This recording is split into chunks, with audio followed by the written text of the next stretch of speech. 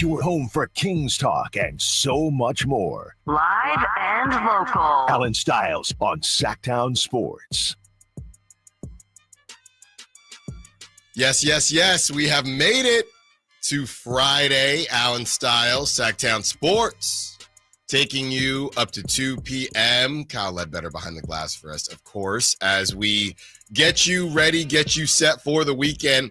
And it's going to be quite the weekend as your Sacramento Kings are in, ladies and gentlemen. They are in a position to get another Summer League championship under their belts. Okay, but it's not going to be easy. They snuck in. We're excited that they were able to do it. And now the real work begins. They are in. The Kings have advanced to the NBA Summer League semifinals along with the Raptors, Thunder, and Hornets. The Kings will play the Raptors on Saturday with a chance to advance to Sunday's finals. That is from Jason Anderson of the Sacramento Bee. And we will break down how everybody's been looking. I saw some of the Hornets game yesterday because, just kind of not paying attention too much, but, at least on a surface level. And they look good, man. The squad that they have. Tejas Salon is bad. He can't even get time. So, look, I have my draft darlings. Just like a batting average, you hit on some and you miss on some. And right now, Tejan looks like a miss, but Knepel does not look like a miss. He's been really, really good. So that's just the game that I caught. Obviously, the Kings are going to take on the Raptors, but exciting stuff. And, yeah, the conversation of whether to shut them down or not, shut Nick Clifford down, who a very, very highly regarded writer is calling the best rookie at Summer League. The best rookie at Summer League. Better than Cooper Flagg. Even, obviously, Cooper got shut down early, but better than Cooper Flagg. We'll tell you who said that and what they kind of broke down as well, because we are taking you up to 2 p.m. And as we mentioned, every top of the hour, we are going 30 minutes straight. No commercials. So, you know what? It's Friday. We can open up the phone lines now, 916-339-1140. How you feeling about your Sacramento Kings? There is more Ben Simmons smoke as the Stein line, Mark Stein, Jake Fisher, that crew, they're reporting that the Kings have interest in Ben Simmons. So I put something on the poll this morning, and I asked the question, would you rather trade for Kyle Kuzma and a second, trade DeMar DeRozan for Kyle Kuzma and a second, or just add Ben Simmons? Those are two options. Obviously, you could do nothing, but for the sake of the drill, which would you rather do? So a lot of people are responding to that. We'll read off some of those responses. Go check it out on X, on Twitter, and maybe your response will get read on the show. And I'm kind of burying the lead here because Damian Lillard is coming home for now. Okay, there are a lot of people excited about Dame Lillard. I saw the Portland Station, host from the Portland Station, so happy that Dame Lillard is coming back. There are people out there that think maybe he's just rehabbing out there. And if he comes back and the Blazers are, the timelines don't match up and the Blazers don't really know what to do with him, he could still get moved to a contender. This is a cautionary tale, though, right? And this is, I think, a big blow to the ring culture, because I've been trying to tell y'all for a very long time. I don't know Dame Lillard. I know he grew up in Oakland, two Bay Area guys, Dame and myself, but I don't know Dame Lillard. All I know is that it never really felt like Dame wanted to leave. We know when players want to leave. De'Aaron Fox, it felt like more so wanted to leave, but I would still put him somewhere on that spectrum of he would have stayed, right? He didn't need out. Kevin Durant, that's a dude who needs out. James Harden will need out. Kyrie will need out. And these ideas of, LeBron, when he said, okay, I've done my time in Cleveland, it's time for me to move forward. He felt like he needed out. Damian Lillard never felt like that. Didn't feel like he wanted out. But he was in a position getting paid a lot of money. Funny enough, the team from where he grew up, well, before they moved over to San Francisco. The Warriors, Dame was kind of the understudy to a dude on that team in Steph Curry. And everybody said, man, Dame is he's right there. If he could just get a ring, he's got to get out of Portland. He's got to get out of Portland. They tried different things. CJ McCollum didn't work. They had Nurkic. They tried different things that didn't work. So Dame said, all right, I'll leave. Even though he put in the trade request, it didn't feel like he wanted it. It never did. And I believe, ring culture forced him to leave. And a couple years later, and on top of that, he didn't even get to go where he wanted to go. He wanted to go to Miami. Didn't get to Miami. Gets to Milwaukee. And because of how that all ended up with injuries to him, injuries to Giannis, nothing to show for it besides a newfound rivalry with Tyrese Halliburton, who, crazy enough, also tore his Achilles. So it's a cautionary tale to Dame Lillard, to the NBA, to ring culture, as I have made jokes about some dudes just want to enjoy their really awesome lives. I'm telling you, they do. Devin Booker is another one. Devin Booker, he drives around in his lowrider. I was scrolling, more colorways of the Booker 1. I've never seen any, not like I play basketball like that anymore. Never seen anyone wear Devin Booker shoes, but he's got 8,000 colorways. 8,000. Chris is looking at me like I'm crazy. You have Devin Booker shoes? So Chris Verlon has Devin Booker shoes. There's 8,000 colorways. All he wants to do is hang out in Phoenix, be more popular than Kyler Murray because they don't really like Kyler Murray because we just don't know if he's very good. Release more colorways of his shoes and hang out in his really awesome house. And you know what? There's nothing wrong with that. And I think a lot of players are going to look at what happened with Dame and say, if it comes, it comes. If we get enough players, that's cool. But I'll take the statue in Phoenix. I'll take the statue in Portland. I don't need to chase a possible championship.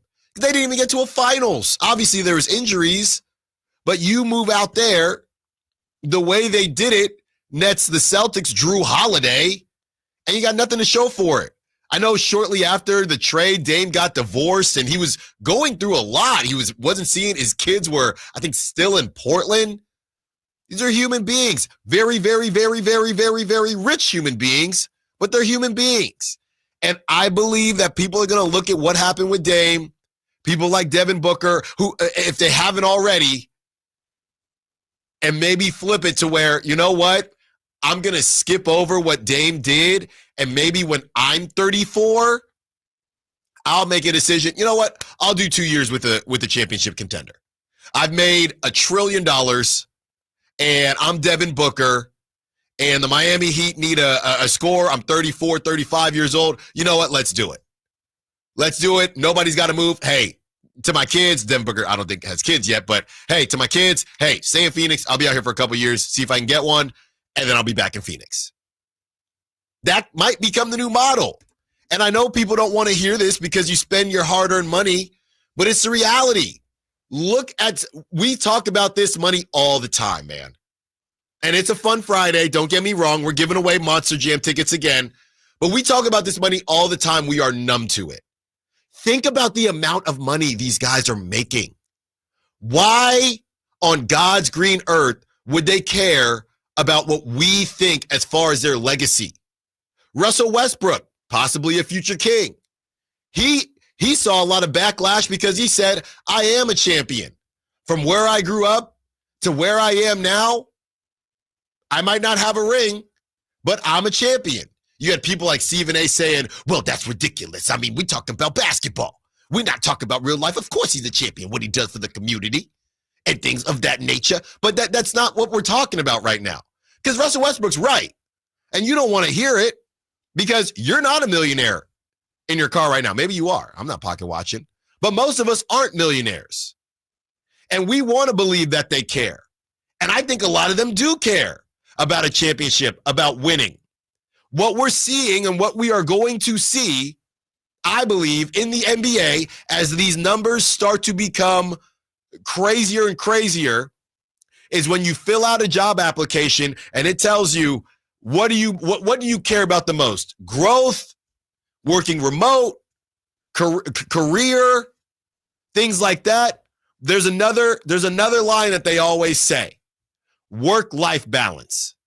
And what we're seeing with these NBA players is a change in the guard where work-life balance matters. Oh, well, that's not how it was in the 90s.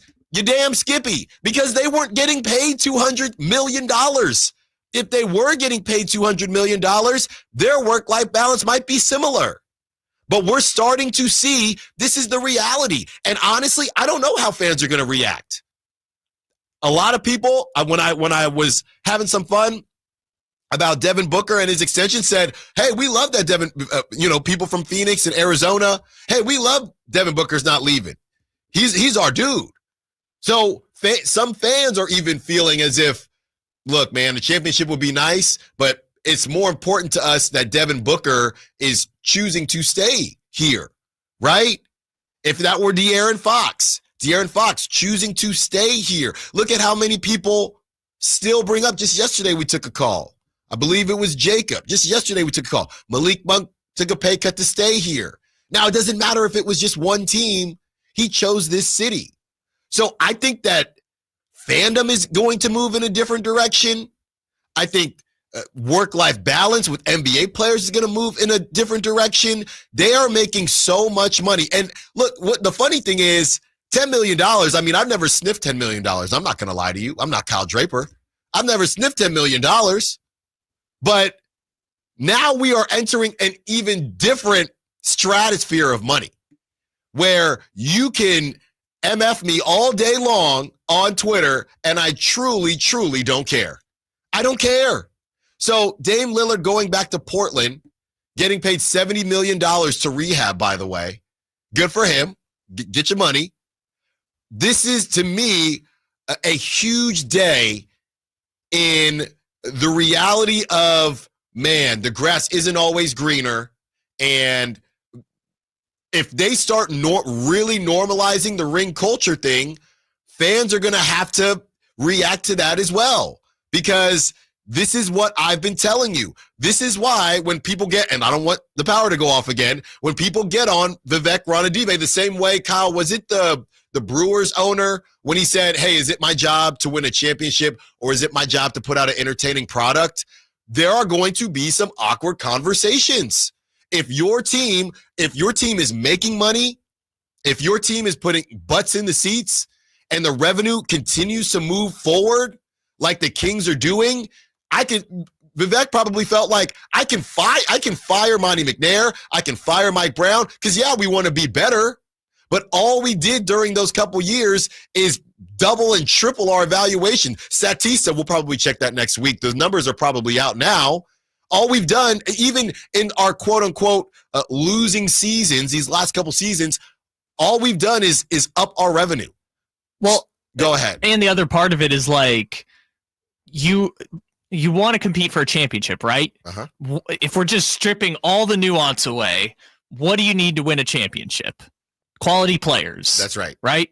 What is Devin Booker? A highly, highly quality player. Mm-hmm. What is Damian Lillard? He's coming back from Achilles, but right. Up to this point in his career, a highly quality player. What is Domantas Sabonis? A hugely highly quality player, right? So if Domantas Sabonis says, I love living in Napa. Yeah. I believe that I can be a number one or a number two on a contending team, and I'm happy to be in Sacramento for the next 5 to 7 years of my career, well into my late 30s, like Devin Booker. Why wouldn't you want to sign up for that? No, and if you're the Kings, how do you give that away? Right? How do you give that away? Everything that we just talked about, all this money that's starting to come in, if they're having real conversations behind closed doors, and fans do not want to hear this, I know. They're having real conversations. Look, man, if all we got to do is create a contender, get playoff revenue about every other year, and we are cooking. We're cooking. Now, they haven't been able to do it, but if they make the playoffs this year, that would be what? Every 2-year pattern. Or twice in 4 years. Twice in 4 years. So every 2 years, we get into the playoffs. That is in Sacramento, mind you. In Sacramento. That won't fly. And look at the Knicks. They stunk for years. That won't fly in Boston. Don't get me wrong. That won't fly in LA, even though they stunk for years too. But in Sacramento, the reality is that could fly. And when you have high-level talent, even if they're not top 20 in the league, that are willing to stay, it is a bad day for the developed young talent people. I'm still going to run the simulator, don't get me wrong. But I've always said, Kyle and I have disagreed. I've always said you can just stink for 1 or 2 years and just kind of grab a guy that's going to help you. I don't believe you need to do because I was reading some of the Joel Embiid article. I don't believe you need to do the full-on trust the process and stink for 3 years. I'm not saying to do that. Now, some of this will happen organically, right? If Domantas Sabonis does say, hey, I want out, right? Then you make it worth his while and you make something work. But the idea of kicking him to the curb and kicking everybody to the curb when you don't even know if these 8th graders are going to be good or not in the draft that you're hoping to be a part of in Sacramento, that's a tough model. It's a tough model. Now, those out there that want the parade, I get all that. I'm just being honest with you. I'm being honest with you. And when it comes to De'Aaron Fox, a lot of the conversations that had happened with, hey, I wanted Mike Brown, he might still be out here if they still had Mike Brown. Because yeah, De'Aaron Fox wanted to compete. I don't know that De'Aaron Fox said, and they're all going to say it, right? I don't know that De'Aaron Fox in his heart of heart truth serum, oh man, I need this championship in Sacramento or I'm out. He wanted a chance. He wanted a chance. He didn't want a sure thing because there is no sure thing anywhere, but specifically in these smaller markets. But he wanted a better chance, and the Kings weren't able to give him that. So it is all relative. Now De'Aaron Fox, he has a chance. We don't know if they'll win anything, but he's got a chance. So I woke up looking at this Dame Lillard thing, and we'll talk about the Blazers because, to be fair, I don't know what the Blazers are doing. But from an organization standpoint, from a player standpoint, this whole thing is going to have a ripple effect. If these players start saying, I don't want to leave. I don't want to leave. Giannis, look at Giannis. Dame didn't even get a ring. That's why he decided, all right, I gotta move on. People are on my back. I'm putting out rap albums, and I'm playing with I'm playing with no expectations. People get annoyed with that after a while. Dame's got to go, man. First they feel bad for you, then they say, oh, you're running from the grind. I've said it myself. Now look at Giannis. I think that the Bucks will panic, but Giannis is the king of Milwaukee. He's the king of Milwaukee. Same as Devin Booker, but even more so because he beat Devin Booker to win a finals. These guys are bigger than NFL quarterbacks in their cities, in their states. That doesn't happen very often, especially not in Green Bay. Now we'll see if Green Bay does anything, but even still, I think it's still Giannis's world. So Giannis is sitting there with however many kids he has now and saying, okay, I got to go to New York and see if we can do something. And maybe he will. But to me, Damian Lillard and his decision to go back kind of told us all, yeah, he never really wanted to leave. He felt like he had to.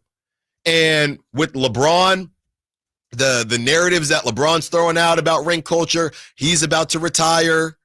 Steph Curry, another guy who I don't know where he would have went, but Steph Curry, unless they do something, I don't see the Warriors getting another one. Obviously, Steph has 4, so it's a little different. I'm cool. I want to just finish it out how we said. I know Draymond is Draymond, but I am valuing my career and how I want my story to end more than chasing Kobe or chasing MJ. Klay Thompson, he felt like there was some disrespect there. And now Klay Thompson's living a very, very good life with one Meg Thee Stallion. And Klay, he could have been in an awful situation. He's kind of connected to Nico Harrison.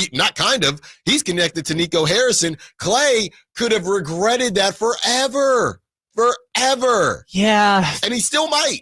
So these ones are tough because this is kind of the different eras conversation too. Because like we can talk about, these players with a certain number of championships are chasing Kobe or chasing MJ or whatever it is, but like Kobe Bryant was the same age as Damian Lillard when he tore his Achilles. Yeah. And his last championship was 3 years before that, right? Kobe was done winning championships at 32.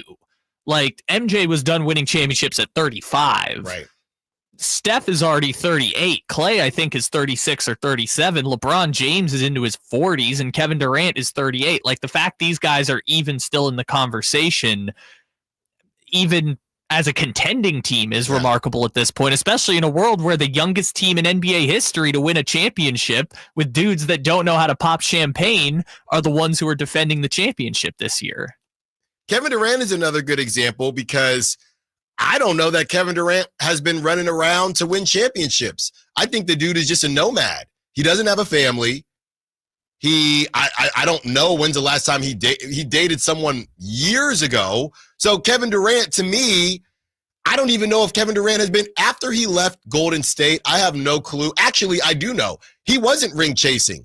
He was valuing, I want to play with my buddies. I want to, there's the corporation. I believe it was Colin Cowherd or somebody made this kind of comparison. He was with the corporation, right? But he wanted to start a startup with his buddies. And that's why he left the Warriors. The Warriors were the Fortune 500 company, but he decided, hey, I've had enough success there. I'm going to spin off and make my own company with my two buddies, James Harden and Kyrie Irving, as a startup. And it didn't work out. Oh, it's so painful, though, because they were a toe away from it working out, which is kind of the startup life, right? That's it. Just one small thing that went wrong derailed the whole thing. Your Snapchat. You can, hey, we're gonna buy you for this evaluation. Snapchat says no. We think we're worth more than that. And it worked out for Snapchat. It's not worked out for a lot of different companies. So he goes there. They somehow turn it into as if it were a prison, as if it were Alcatraz, and they were there against their will, even though they all signed up for it. Now, he goes to the Suns. Again, was he going to the Suns to win a championship or just because he wanted to play basketball at a high level with different guys? And now they're all roasting the Suns. Peace out. Peace out, Suns. That was funny. That's crazy. So I think we need to prepare for fans, or I should say players, not caring as much about ring culture and how that affects us as fans and us as media members. Is we have to then, I guess, alter the way we fan and the way we cover the team. Because if somebody were to give you $200 million right now, would you care at all about your quote unquote legacy? You know why? Because you already have a legacy. You already have one. I saw Jalen Williams just signed a max contract, and that brother is going to make $1 billion. Jalen Williams signs his max contract. He retired his parents, I saw, which he probably could have done on his previous contract. He retired his parents. I was reading the comments. They said, retired his parents. He retired his whole family tree. He retired his great-great-great-grandkids. This is what we're talking about. So the championship conversation, and we're going to run the simulator, but this is going to affect organizations, and I'm really, really fascinated to see how fans react and to see how owners and GMs react. Because the more this money and the TV deals, the crazier this money gets, it's going to be harder to hide. Yeah, we don't really care about championships that much. 4 hours with you. We discuss the Summer League semifinals coming up and who voted Nick Clifford the best rookie in Vegas. Allen Stiles, Sactown Sports. Time to check out Capital Casino, conveniently located at 411 North 16th Street in downtown Sacramento. Well, I'm Frank Cock with Retirement Security Centers with the weekly economic update. In June, the consumer price index rose 2.7% year over year, up from 2.4% in May, with a 0.3% monthly gain, the biggest jump since January, driven by higher prices for food, energy, furniture, and apparel. Core inflation, excluding food and energy, climbed 2.9% annually, tightening around the Fed's 2% target. Tariff-related costs are starting to flow through. Could we expect a further bump in prices this summer? The Federal Reserve's Beige Book reports modest modest growth, but describes the outlook as neutral to slightly pessimistic, citing rising costs and weak hiring. Dallas Fed's Lori Logan says rates are likely to stay at the 4.25 to 4.5% rate a little while longer. Meanwhile, markets took note. Stocks edged higher as bank earnings came in strong and hopes for eventual rate cuts remain alive. How might this affect you or your family? Please go to frankontheradio.com to schedule an appointment, watch videos, and receive market updates. I'm ready to help you start your journey so you can define your future. Securities and investment advisory services offered through Mosaic Wealth, member FINRA SIPC. Mosaic Wealth is separately owned, and other entities and or marketing names, products, or services referenced here are independent of Mosaic Wealth. Progressive knows when you're on your boat, you're already on vacation. And Vacation You forgets all your worries. Vacation You doesn't even keep track of time and knows that time is a meaningless construct designed to control us, man. But Regular You knows you don't want to be too far out in the water after the sun goes down because Vacation You doesn't know how to navigate in the dark yet. Vacation You and Regular You really need to get on the same page. So bundle your boat with your home or auto policy and earn an automatic discount from Progressive. And spend the savings on the both of you. Progressive Casualty Insurance Company affiliates and other insurers. Not available in all states or situations. Member Week is here at Lowe's. Don't miss your chance to get up to 40% off hundreds of items like paint, tools, home essentials, and more. Shop our exclusive deals happening in-store and online now through July 18th. Not a rewards member? Join for free today and get ready to save more. Lowe's, we help, you save. Loyalty program subject to terms and conditions. Details at lowes.com/terms. Subject to change. Hagen Oaks wants to be your go-to total golf game fitter. Try the TrackMan experience, the very best technology to fit your metal woods and irons. The new cutting-edge putter fitting studio with its $30,000 worth of technology is ready for your fitting. Hagen Oaks will help you find the best putter for your game. Hagen Oaks offers more technology, more choices, and more service. Schedule your fitting at the Hagen Oaks Player Performance Studio by calling 916-808-2531, 808-2531 for more. Get ready for a night out with Jordan Davis. It's Country in the Park 2, Saturday, September 13th at Cal Expo. Along with special guests Mitchell Tenpenny, Locash, Vincent Mason, and Averyana. Make it a family day out with food trucks, games, dancing, and more. Saturday, September 13th at Cal Expo. Sponsored by the California Army National Guard and Hot Valley Brewing. Tickets at CITPFest.com. Did you know about 1/3 of our lives is spent sleeping? Hi, this is Frank LaRosa with a word about Naturewood Home Furnishings. If we're going to spend that much time in our bedrooms, then our bedrooms ought to reflect our personalities. I remember many weekend mornings when our kids would jump into our beds trying to coax us to start our days more on their schedules than ours. Naturewood Home Furnishings' huge bedroom sale is here, and there's no better time to find the perfect accent piece for your bedroom, or even better, to start fresh by designing your bedroom to fit your lifestyle. From a new mattress and foundation to dressers to nightstands to lamps and more. Naturewood Home Furnishings will help you create a space from simple to luxurious and anything in between. Just drop by and let Naturewood's team help you envision a bedroom fit for 1/3 of your life. Visit Naturewood Home Furnishings right now for this remarkable bedroom sale. Off Highway 50 at Hazel, look for the water reel. Hi, I'm Allen Stiles. Injured at work? Call Downtown. Downtown LA Law Group, California's leading injury law firm. With over 40 lawyers throughout California, they've won over $500 million in settlements. Downtown LA Law Group will get you compensation for your work injury. You don't pay unless they win. That's right. You pay zero up front. Call Downtown. Text injury help to 40222. That's injury help to 40222. Visit them at calldowntown.com.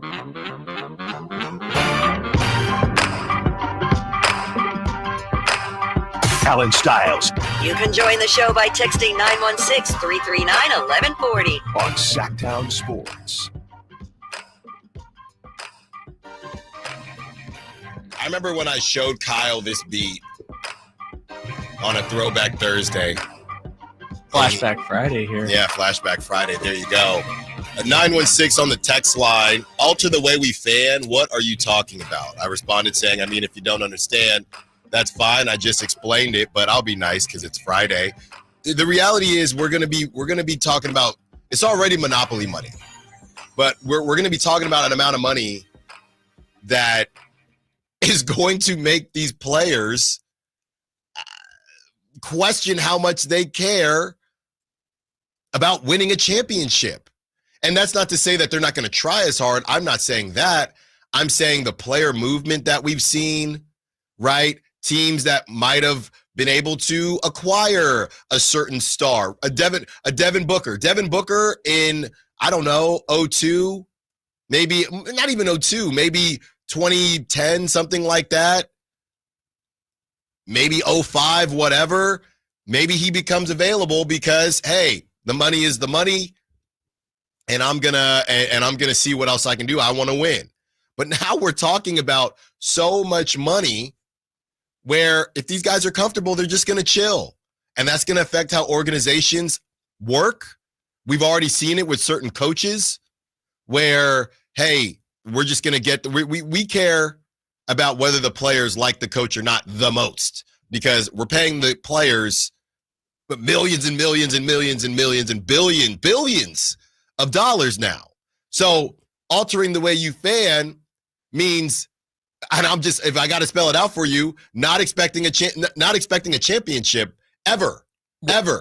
Well, here's the other part of it too, and you don't even have to go back that far. In 2016, do you remember how much money Kevin Durant left on the table to sign with the Warriors for less than the max? Like, he took a pay cut, right, and didn't join Oklahoma City. Do you know how much money he left on the table just over 3 years? Kyle. $40 million. Right.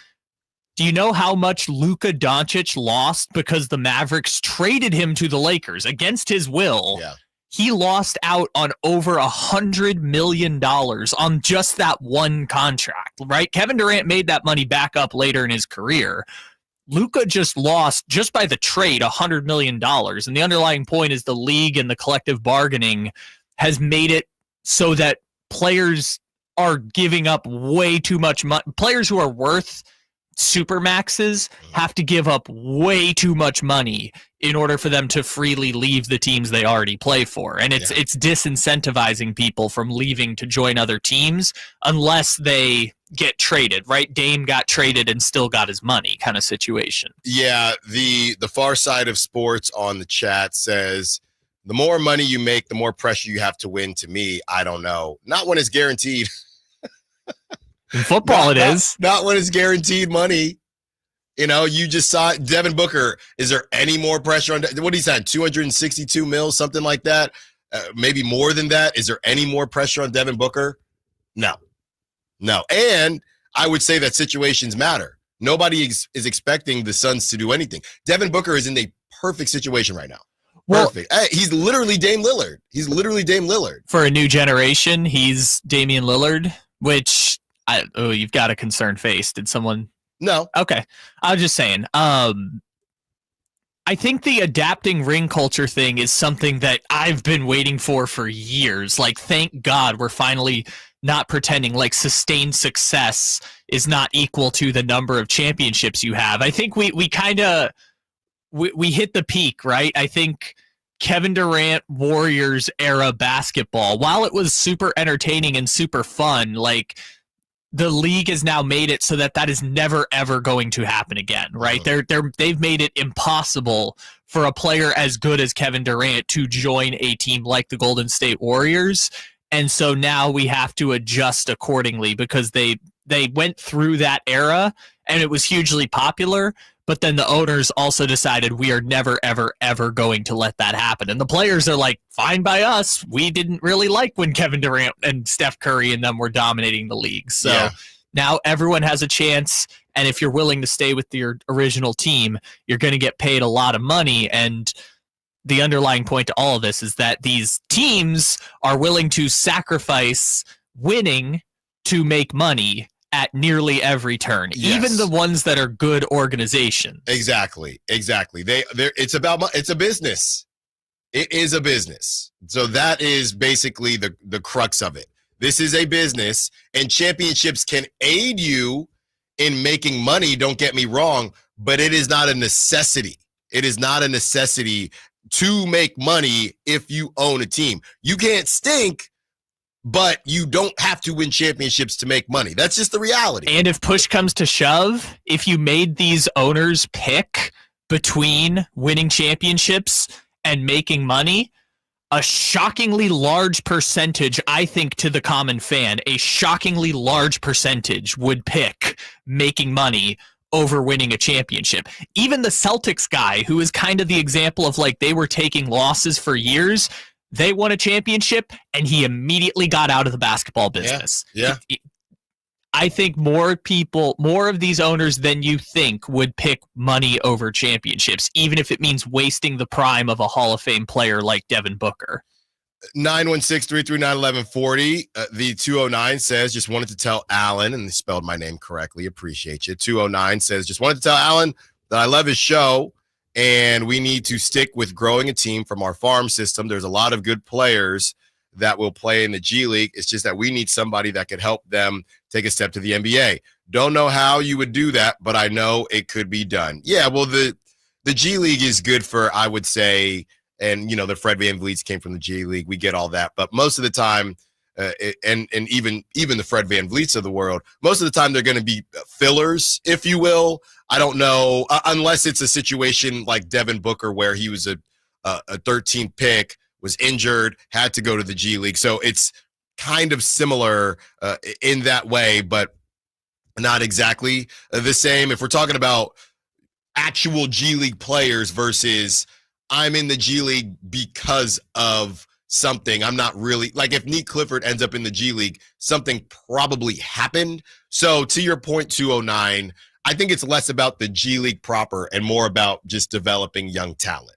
And trust me, I've gone back and forth with this quote unquote develop young talent, in which I'm really saying tanking, but I just don't want to say tanking. I go back and forth on it every single day. On a day like, and me, everything I said in the first segment, that's not necessarily me saying it. That's me putting on my businessman suit and saying, look at our revenue. So we're going to trick off that revenue and Domantas Sabonis being part of that revenue. And isn't it a great business model? Just like Brian Gumbel said, you can win 40 games, and Sacramento is such a good sports city, you can make money. So it's not that I necessarily want to continue doing this because, you know, you have that competitive nature, and some owners are more competitive than others. Some are more competitive on the court. Some are just more competitive in the boardroom, if you will. But I will say that maybe the argument is to simply do it organically, right? The example of quiet quitting, maybe that's just the better example for the Kings. You can get as much out of this run as possible, because even if to us 36.5 wins, they could still make more money again. We're looking at Statista. Did they make more money this season than last season? I can't wait to check it out. Maybe I'll even look it up, see if it's ready before the show ends today.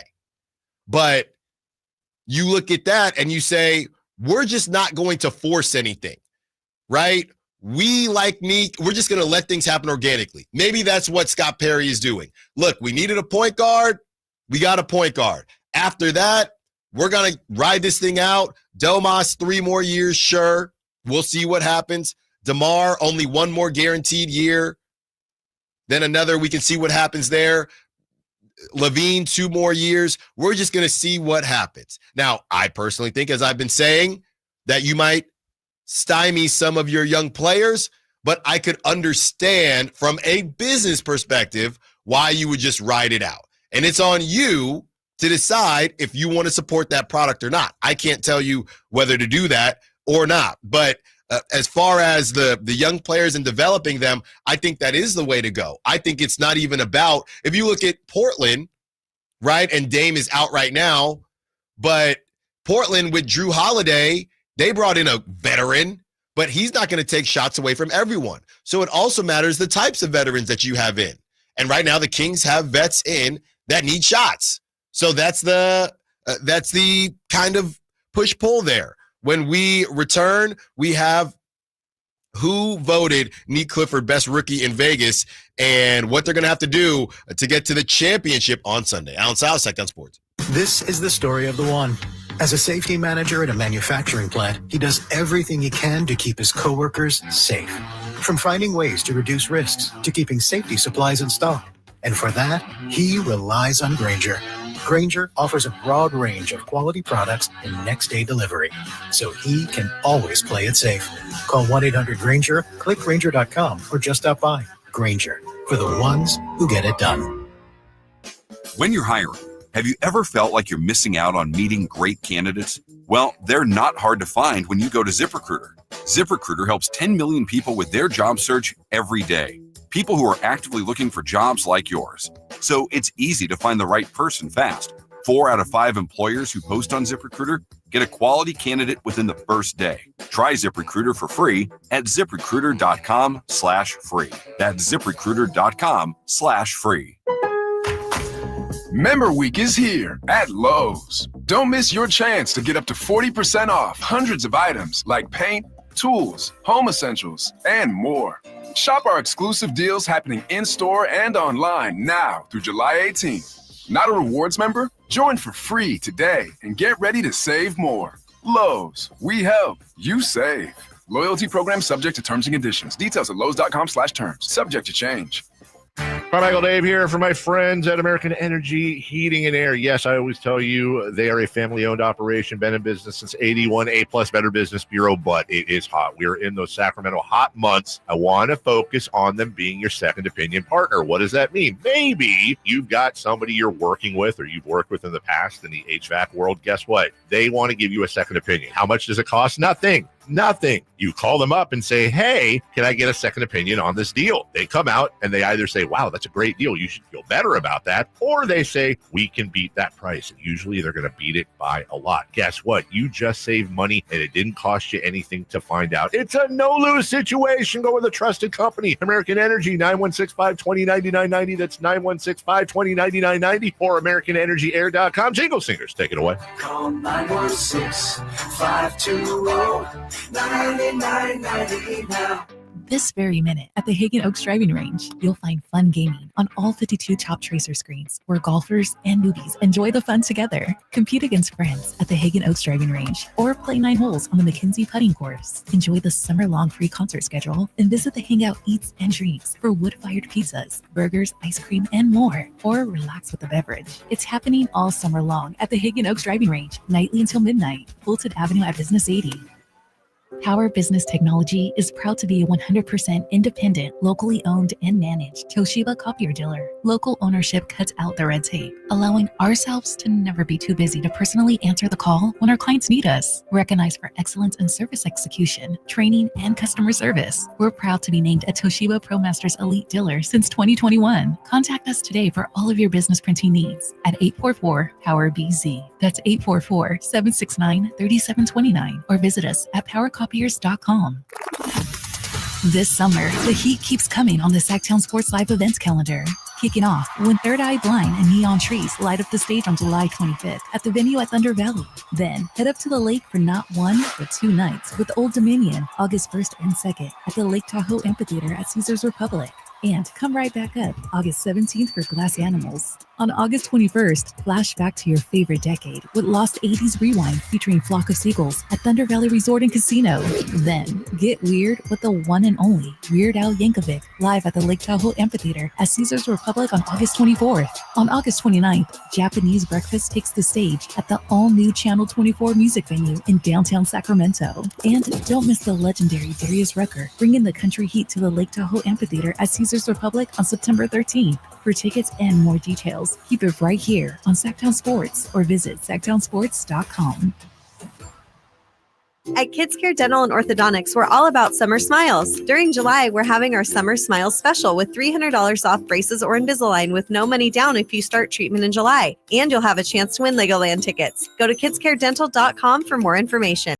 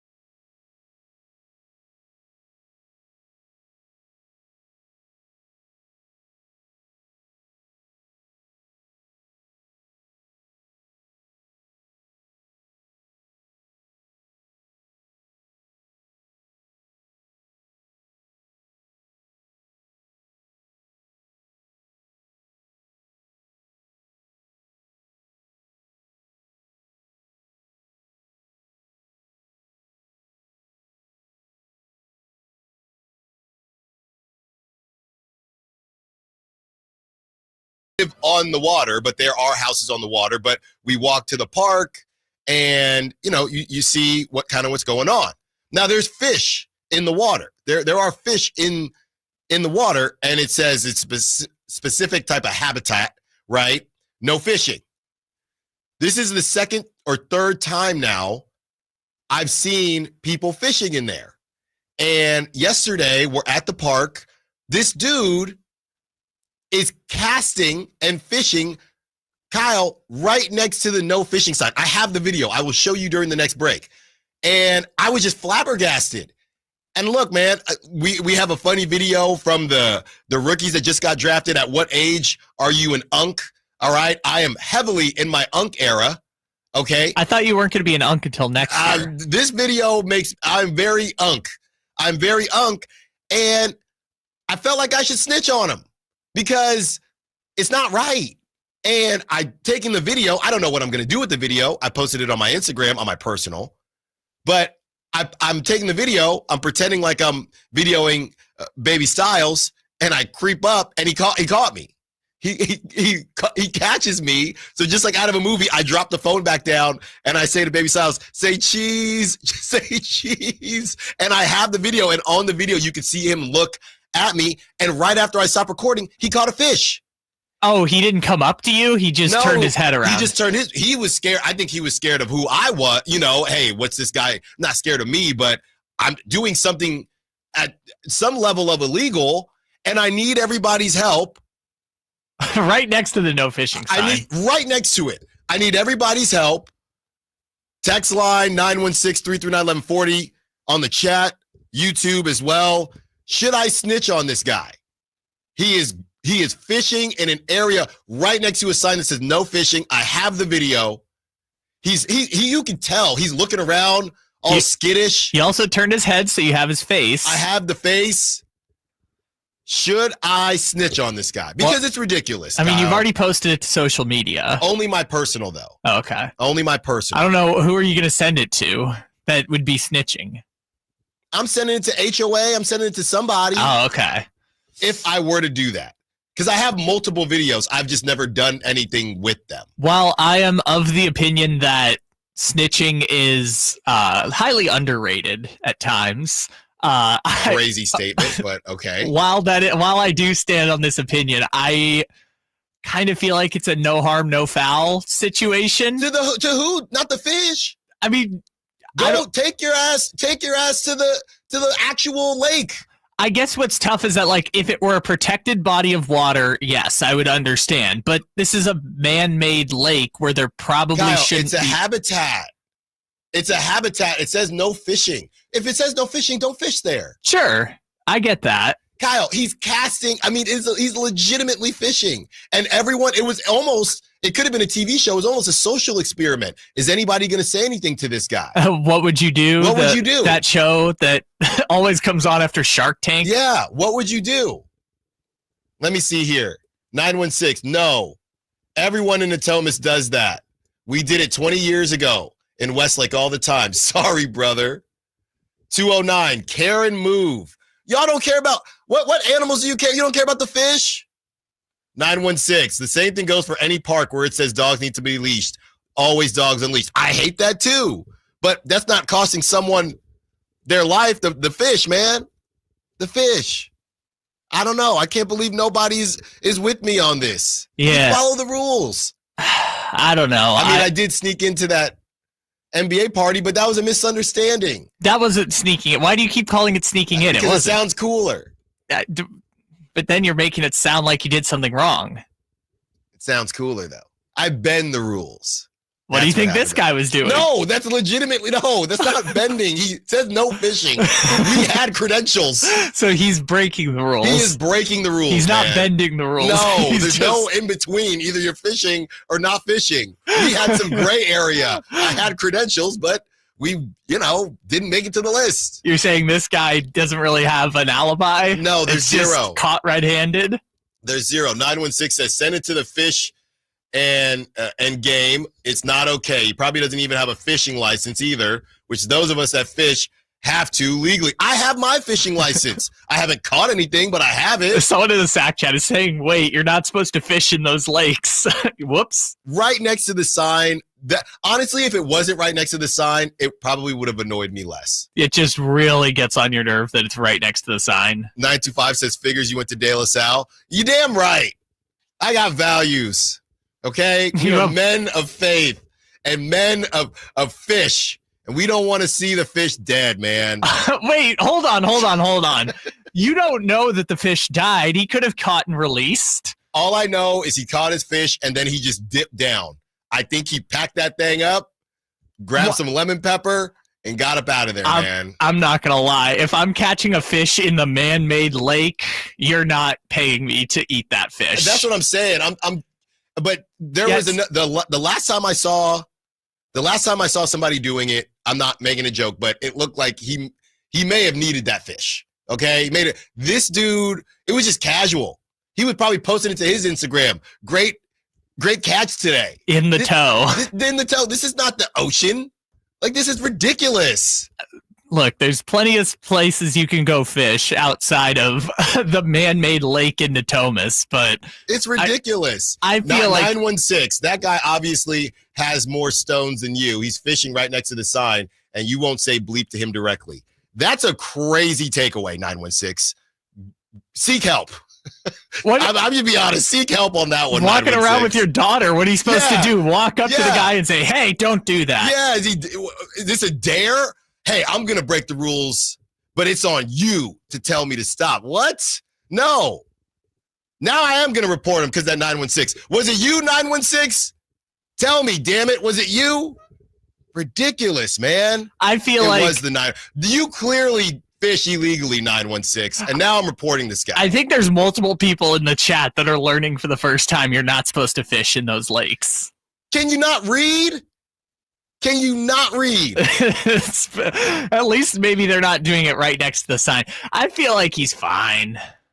Who's fine? The guy fishing. This is crazy. I feel like, this is insane. I can't believe society. Man, I can't believe society. So what rules are okay to break and not okay to break? Can somebody help me? I mean, if you step in dog doo-doo and you're supposed to clean up your dog, is that okay? I mean, this is more of like a sociological, like what laws? I just want to know what laws, because with all the bodies of water, in Sacramento, the American River, the Sacramento River, I don't know, you want to fish in there, but with all the areas you can go. Geez, Sacramento River catching a stray. We've done our homework, okay? I had to tell my child, we got to go, man. The area we were specifically at. I won't put it on blast. Okay. The specific area. I mean, Kyle, I'm looking here. It's pretty split. People are kind of riding for this dude. I thought we cared about animals. Let me hold on. I'm not riding for the dude at all. I'm saying you are riding for the dude. I'm not saying that he's in the right. I'm saying it's not so wrong that you have to do something about it. And he's just catching and releasing little fish. We don't know that he's releasing. I don't know that he dipped and then he dipped down, and then he dipped out. To your point, he's bending or breaking the rules. All right, get in here. It's a quick break. Get in here, Kyle. I'm going to show you the video. When we return, two things: Sacramento Kings and someone voted Nick Clifford the best rookie in Vegas. And Ben Simmons isn't going away. It's actually a real thing, says the Stein line. Mark Stein, 30 minutes, no commercials, no illegal fishing. Allen Stiles, Sactown Sports. What was that? That is business phone bliss with the Ooma Cloud phone system. It handles all our voice, video, and messaging needs. You sound very calm. I am. Ooma has everything I need to run my business more efficiently, like virtual receptionist, call routing, and video conferencing. And it starts at just $19.95 per month per user, plus taxes and fees. Ooma. Nice. Find your business comm at ooma.com/radio. This message comes from Viking, committed to exploring the world in comfort. Journey through the heart of Europe on an elegant Viking longship with thoughtful service, destination-focused dining, and cultural enrichment on board and on shore. With small ships that bring travelers closer to the destination, there's more time to explore. And every Viking voyage is all-inclusive, with no children and no casinos. Discover more at Viking.com. The Giant Summer Sale is here. Get giant savings on our giant selection only at Folsom Lake Honda, your one-stop Honda shop. Looking to own or lease? Save during the Honda Summer Event and drive a brand new Accord or Civic. See all our specials at FolsomLakeHonda.com. As a family-owned and operated dealership since 2009, customer service is our number one priority. Our customers love doing business with us, and you will too. Folsom Lake Honda. Go to FolsomLakeHonda.com. Your one-stop Honda shop. It's a classic odor tale. You fried fish for dinner, cleaned up, but the smell is still in the house. And the neighbors are coming over for game night. They're on their way. And then you spray Febreze Air Mist. Febreze Air starts working instantly to fight even your toughest odors, so you go from fish to fresh like that. Now, all you have to worry about is Pam cheating at charades. Breathe happy, Febreze, la la la la la. Wesley Financial Group is not a law firm, and Chuck McDowell definitely not an attorney. This is Chuck. If someone talked you into buying something really silly and you want to get out of that silly little thing, my advice, get the facts. Call me and I'll send you our timeshare exit kit absolutely free. Inside, you'll learn how timeshare works and all your options for cancellation. Call Wesley now for your free exit info kit. 800-329-2121. That's 800-329-2121. Hey, it's Carmichael Dave here for Capital Casino, Sacramento's #1 poker room, inviting you to come join them every Wednesday for their midweek madness drawing, giving away $2,000 in total cash starting at 6 p.m. It's a safe and friendly environment, plenty of well-lit parking available, and it's conveniently located right there in downtown Sacramento. And remember, best food, best service, best games, 411 North 16th Street in downtown Sacramento. For more information, log on to capital-casino.com and gamble responsibly. 1-800-GAMBLER. Did you know about 1/3 of our lives is spent sleeping? Hi, this is Franklin Rosa with a word about Naturewood Home Furnishings. If we're going to spend that much time in our bedrooms, then our bedrooms ought to reflect our personalities. I remember many weekend mornings when our kids would jump into our beds trying to coax us to start our days more on their schedules than ours. Naturewood Home Furnishings' huge bedroom sale is here, and there's no better time to find the perfect accent piece for your bedroom, or even better, to start fresh by designing your bedroom to fit your lifestyle. From a new mattress and foundation to dressers to nightstands to lamps and more. Naturewood Home Furnishings will help you create a space from simple to luxurious and anything in between. Just drop by and let Naturewood's team help you envision a bedroom fit for 1/3 of your life. Visit Naturewood Home Furnishings right now for this remarkable bedroom sale. Off Highway 50 at Hazel, look for the water reel. KHD1 Sacramento, KYMX HD3 Sacramento. From the Power Business Technology Toshiba Studios. Sacramento's official home of the 49ers. San Francisco. Sactown Sports 1140. The Open Championship Leaderboard Update is brought to you by Naturewood Home Furnishings, where it's all about choices and always about quality. Currently, Matthew Fitzpatrick is in first place at 9 under, while Haotong Lee and Brian Harmon are one stroke behind him at 8 under in the clubhouse. Scotty Scheffler is in fourth place at 7 under.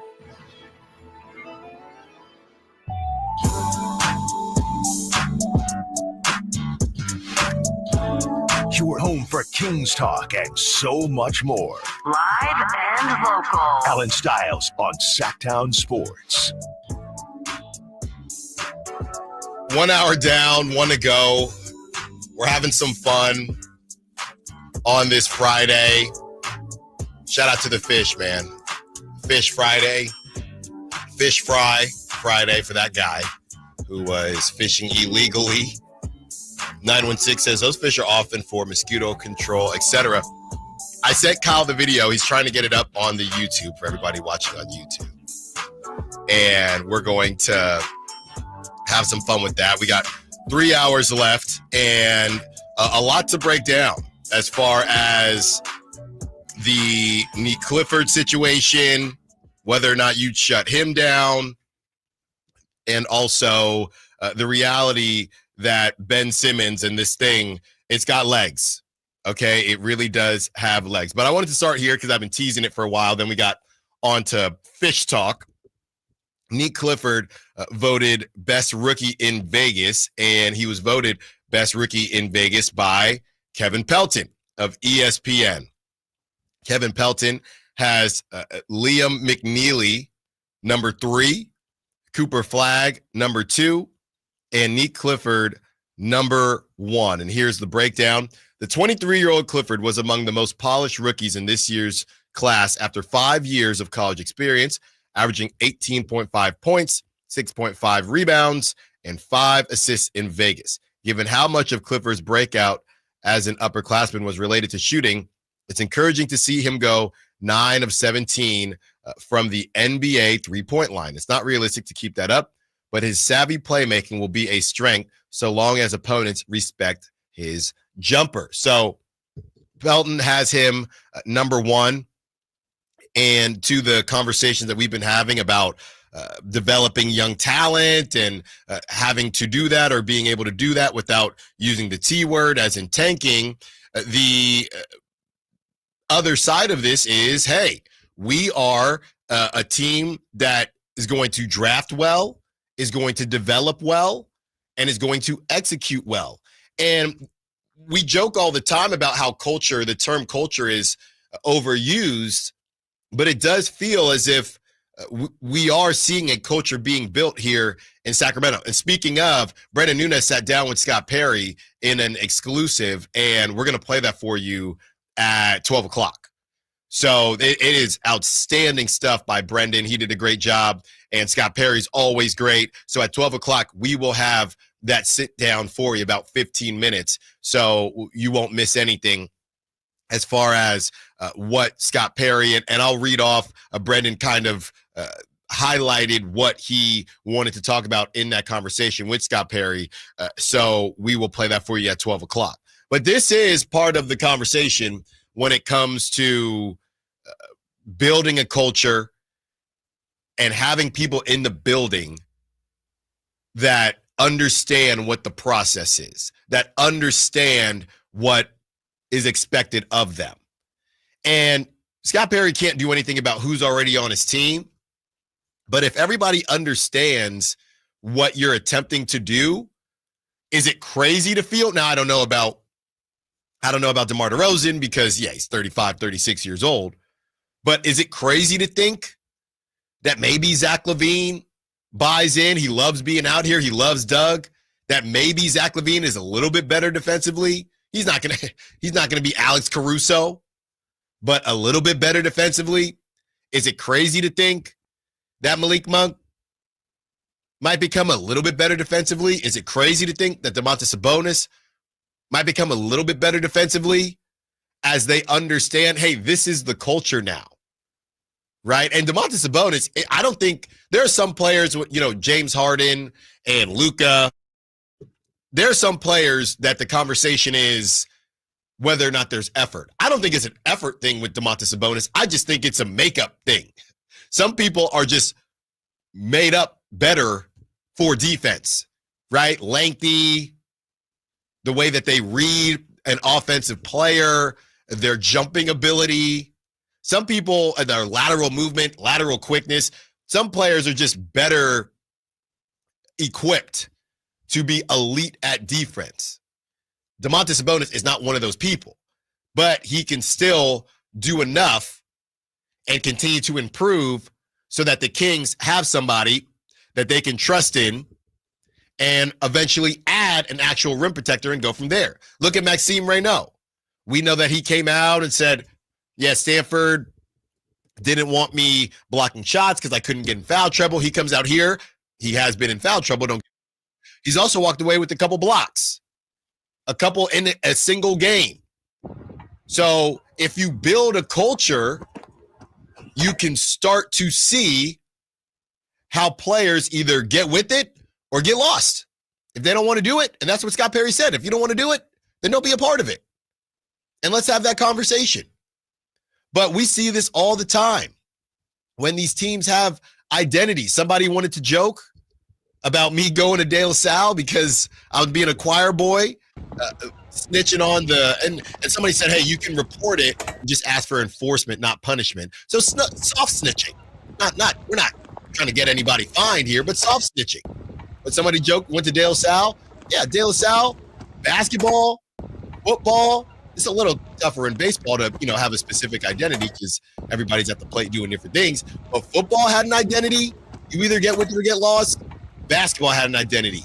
You either get with it or get lost. I know countless dudes that I went to school with at De La Salle, talented as you know what. They either transferred or they just decided I want to do something else because they did not want to get with the program, literally. I don't want to sit there and run Princeton all day long. I want to get in my bag. I want to boogie. De La Salle's not the place for you. So you can go to Clayton Valley. You can go to YV. You can go somewhere else with that. You can go to Monte Vista. You can move to Sacramento. Go to Intercut. You can do whatever you want.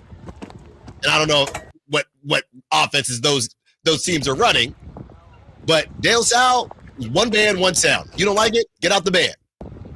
So with Scott Perry drafting somebody like Nick Clifford, who his number one skill set that we read was defense. And now we're seeing, he can actually do a lot offensively as well. That's how you build a culture. Keon, the way he talks about Keegan, we heard yesterday with Sean Cunningham, that's how you build a culture. Now, obviously, DeMar DeRozan, not known for his defense. Zach LaVine, not known for his defense. But you either get with it or get lost. And I do think there is a different conversation with vets where it's, hey, money is a thing. And Zach LaVine they're not going to walk away from Zach LaVine. If Zach LaVine said, I don't want to play any defense, they have to figure it out, obviously. But Scott Perry, as he's trying to put his footprint and his imprint early on during this tenure of being in Sacramento, right now he's going about it the right way. And we know it's still early, but he's going about it the right way. So shout out to Nick Clifford.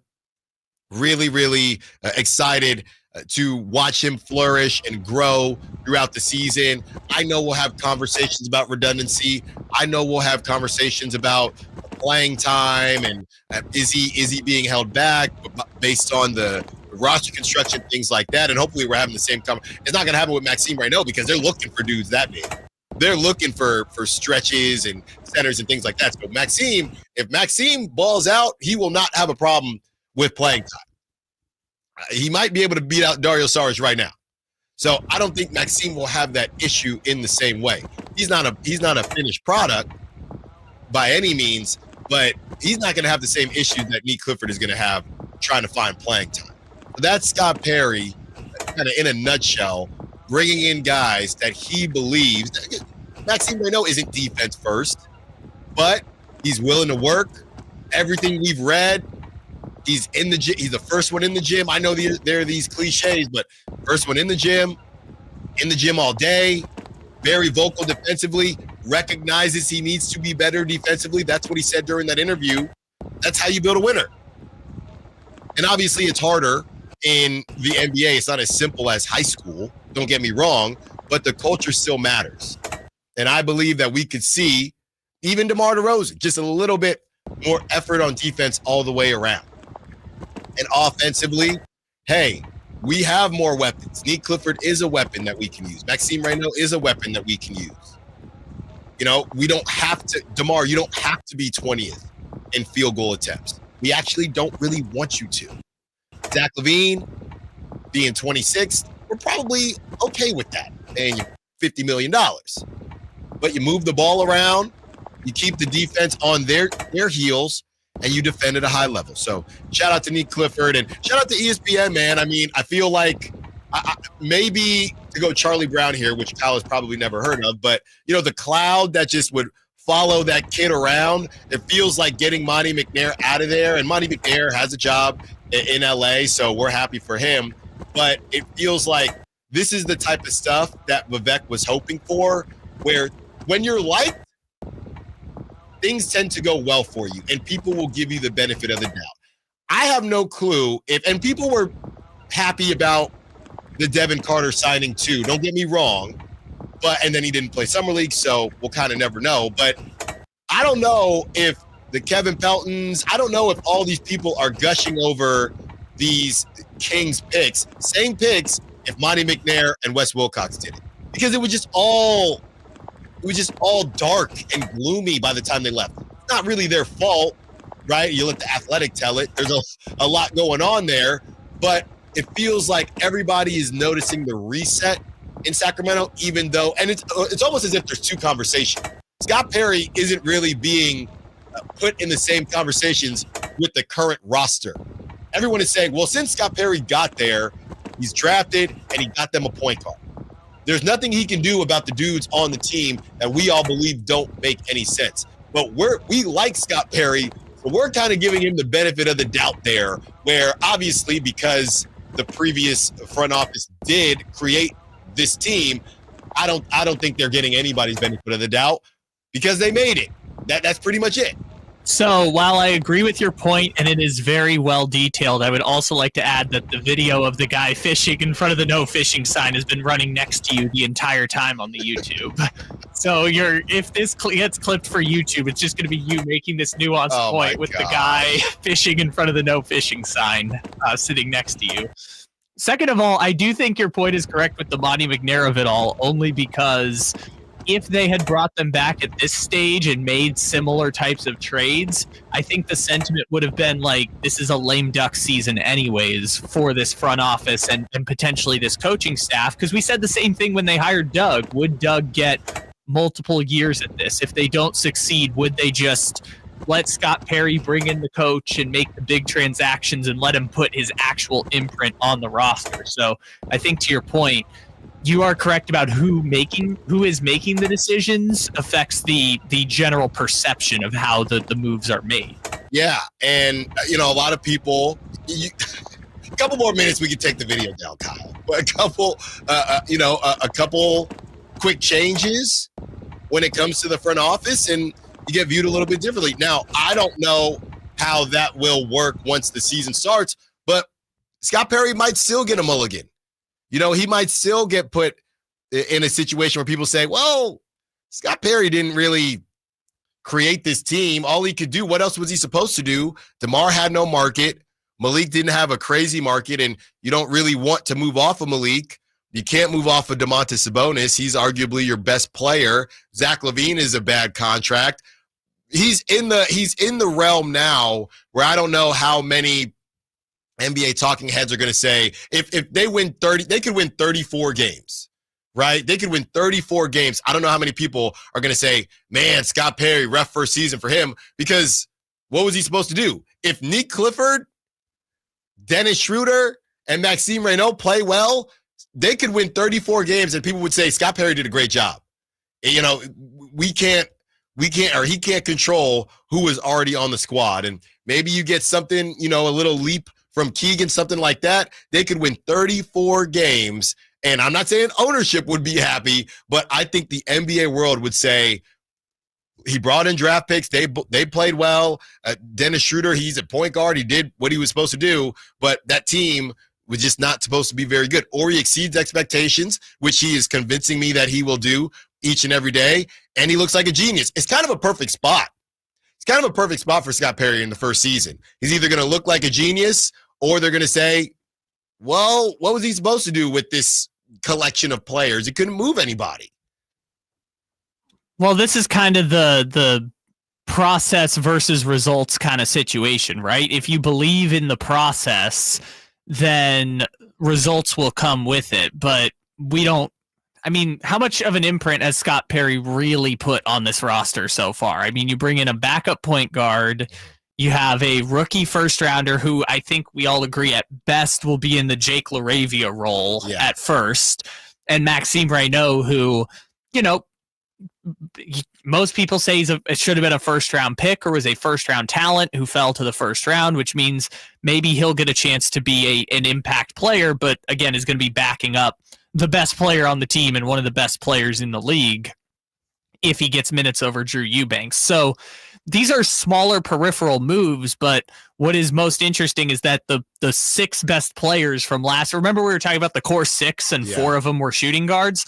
All of them are still here, right? It's still Sabonis, it's still Keegan, it's still DeRozan, it's still Levine. So even though you've made moves around the edges, how much of it can you really say is a Scott Perry move, and how much of it is they're still boxed in from decisions that led to Monty McNair and Mike Brown getting fired? I'm not saying those decisions were the reason they got fired. I'm just saying that bringing in DeMar DeRozan and trading De'Aaron Fox for Zach LaVine and not getting enough draft compensation in return are things that are putting Scott Perry in the position that he's in right now. And so you can talk about identity and culture and things like that, and he'll talk about some of that with Brennan coming up, but without having a chance to put your imprint on the roster, how much of that can you really say is being done? Well, he might be still trying to put more of his imprint on the roster in the form of Ben Simmons. There is a report from Jake Fisher of the Stein Line,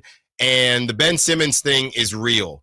We heard a little bit about it, and some of it was whether it would just be a good fit or not.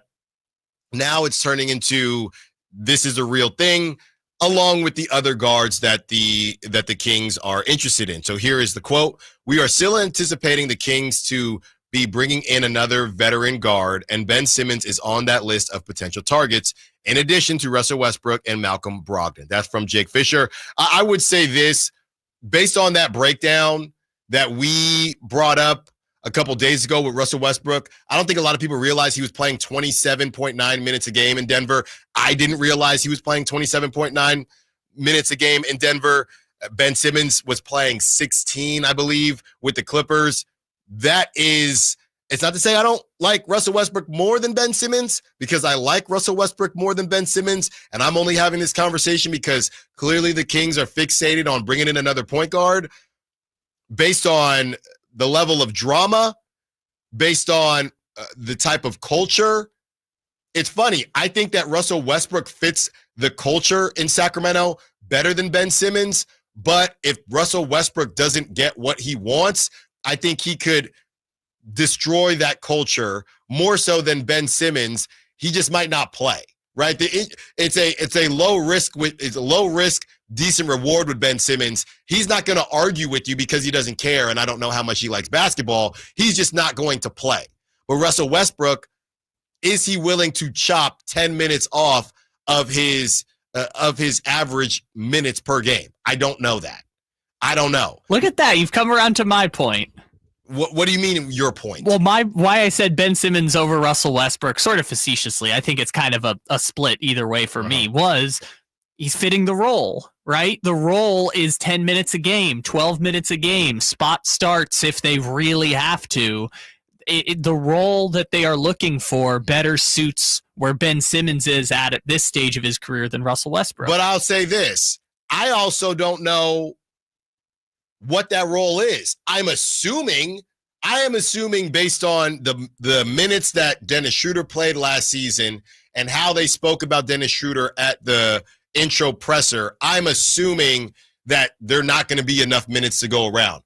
Maybe there is another conversation that we're not seeing, and the fact that they paid him $15 million a year over the next 3 years, guaranteed the 2 years, and we'll see what happens in the third.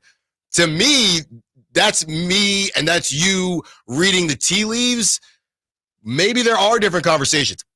If Russell Westbrook has said, I don't have any other offers, I'm willing to go to Sacramento, and hey, if you I know money is involved, but if you promise me, if I play well, you'll give me that opportunity. If I play well and I'm playing the Dennis Schroeder or whoever in a certain situation, I'll get to close, and it just won't be, hey, I'm locked into something. Just give me a fair shake at it if I'm rolling, that I'm going to get opportunities to still do my thing. And you can tell that Westbrook truly believes what he's saying and he's being, genuine to you, then I would take Westbrook. But we don't know if that conversation is happening. All I know, and I know that conversations have been happening, in general, but all I know is that he played 27, almost 28 minutes last season, and he's Russell Westbrook, and I don't know if he's self-aware enough or the other options. If Russell Westbrook has another option, he's not going to Sacramento. If he has another option where he can play 25 minutes a game, then he's not going to Sacramento. Well, let's think about it this way too, right? So Jake Fisher reported the two names around Ben Simmons are the Kings and the Knicks, right? Let's say the Kings and Knicks, one of them is going to get, they're both going for Ben Simmons and Russell Westbrook, right? For the Knicks, it would be to replace Campaign. For the Kings, it would be kind of a similar role. Do you think Russell Westbrook is better suited with the Knicks or the Kings at this point? Because he would be a backup on the Knicks, but it would be for Jalen Brunson, who we know to be one of the elite point guards of the NBA. Versus Sacramento, it's Dennis Schroeder, where it's like he might be the 29th best point guard in the NBA? I think that, well, first of all, I believe that Mike Brown would really like having Westbrook on the team because I think that Tom Thibodeau would have really liked having Westbrook on the team. With that being said, based on that, and it's so funny that I still don't look at that offense as an elite offense, but it was last season.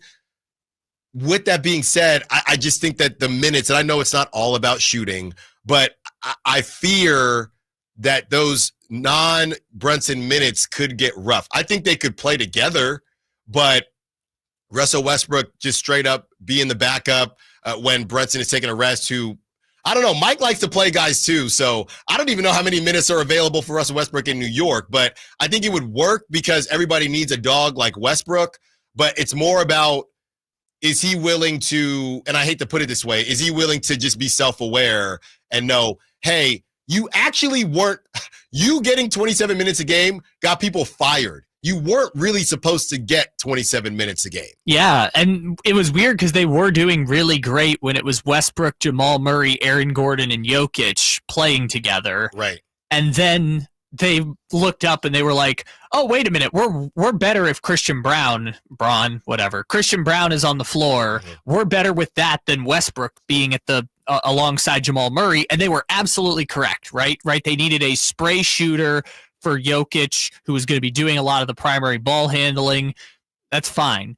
New York is not that type of offense, and Sacramento, while they have Domantas Sabonis, Sacramento's not going to be able to run that type of offense with Zach LaVine, DeMar DeRozan, and Keegan Murray on the floor the way that Denver did it with Jamal Murray, Michael Porter Jr., Aaron Gordon, and Christian Brown. So in that sense, I think Westbrook would make more sense in New York filling the campaign role, but I also feel like Ben Simmons makes a lot of sense filling the campaign role in New York. But I think Ben Simmons makes more sense in Sacramento. Yeah. And for Westbrook, I think with OG and all the corner three shooters that they have, OG and Mikal Bridges, I think that Westbrook would be perfect for that. And honestly, I can't say whether Ben Simmons would fit that role or not because, Kyle, I haven't really seen Ben Simmons play. Yeah. I'm not going to sit here and act like I fired up the 3 minutes that he played on the Clippers. I'm not going to do that. All Ben Simmons is really doing is offering you defense and a little bit of ball handling. Yeah, and when he goes to the U.S. Open, right, the tennis U.S. Open, when he goes to the U.S. Open, right under it says Ben Simmons, NBA player, Sacramento Kings, because that's what he wants to do. He wants to be in Paris. He wants to do all this basketball stuff. He's going to be more known everywhere else other than the basketball court. Speaking of fishing, remember that time he tried to throw a fish back in the water and it missed at Disney World? I don't remember that. Oh, you don't? I'll show you that video. That's just a lot of fish here on this Friday. We get it. You're not a Ben Simmons guy. I can be. If Russell Westbrook is coming in with the mindset of, I'm going to get my 25 minutes, I don't want to deal with it. Just give me Ben Simmons. If he flames out, he flames out. Because Ben Simmons is never going to argue to play more minutes. He's never going to argue to play more minutes. I remember my little sister, she's actually a pretty good athlete. And we tried all these different sports. And I don't know what possessed my mother to give her a bag of, you got to be careful. They were normal brownies. I mean, she was 8 years old. Okay. So she's playing CYO. We all go to watch her. All right. Hey, let's go. Let's go. Let's go get out there. My dad, he wasn't the coach. So we're all just watching and we're kind of looking. And we can see her from across the court, and it looks like the coach is motioning her to come in. Now, why she had, I think the brownies were for after the game. She's eating the brownies during the game. And the coach is saying, hey, come on, you're in. I'm checking you in. She said, I'm good. I just want to eat my brownies. That's Ben Simmons. That is Ben Simmons. If you got it, he will never argue to play more minutes. He won't. But I'll take him if Russell Westbrook needs 25. When we return, Kuminga watch continues, says it could drag on till August, but does that give the Kings a better chance to add him to the roster? Also, Ben Simmons or Kyle Kuzma? I put it on my social media, and everyone has spoken. Some funny response as well out on Sactown Sports. Time to check out Capital Casino, conveniently located at 411 North 16th Street in downtown Sacramento. If you're 55 or older and into that whole saving money thing, T-Mobile has an exclusive phone and internet bundle just for you. Right now, get 2 unlimited phone lines plus 5G home internet for just $30 each per month with autopay, plus taxes and fees. And with 5G home internet, setup is easy with just 1 cord and no technician needed, which is great if you're also into that whole keeping it simple thing. Switch now and experience the best mobile network in the U.S. Visit your local store to start saving. T-Mobile, it's better over here. Based on analysis by Ookla Speed Test Intelligence data Q4 2024 to Q1 2025, Ookla trademarks used under license. Unlimited on our network. Customers on voice plan may notice speeds lower than other customers and further reduction if using more than 50 gigs a month due to data prioritization. Video streams and SD on this plan. Home internet pricing after $20 a monthly bill credit plus $5 per line without autopay. Debit or bank account required. See 5G device coverage and access details at T-Mobile.com. Member Week is here at Lowe's. Don't miss your chance to get up to 40% off hundreds of items like paint, tools, home essentials, and more. Shop our exclusive deals happening in-store and online now through July 18th. Not a rewards member? Join for free today and get ready to save more. Lowe's, we help, you save. Loyalty program subject to terms and conditions. Details at lowes.com/terms. Subject to change. This summer with Kohl's, you can rack up the compliments. Like, where'd you get that dress? Tell me all your makeup secrets. Or, ooh, my husband needs that polo in every color. Because Kohl's has what you need. Cute dresses, Sephora essentials, stylish polos, comfy kids clothes, and more. Plus, take 20% off some of your faves. Yep, cue the compliments with Kohl's. Select styles, some exclusions apply. Offer ends July 20th. Coupons and Kohl's Cash do not apply to Sephora. See store or kohls.com for details. The Hagen Oaks Cutting Edge Putter Fitting Studio offers you more technology, more choices, and more service. Hagen Oaks wants to be your go-to total golf game fitter. With $30,000 worth of state-of-the-art technology ready for your fitting, Hagen Oaks will help you make your best putting stroke while finding the best putter design, shape, hosel, length, and loft for your game. Schedule your fitting at the Hagen Oaks Player Performance Studio by calling 916-808-2531. That's 808-2531 for more.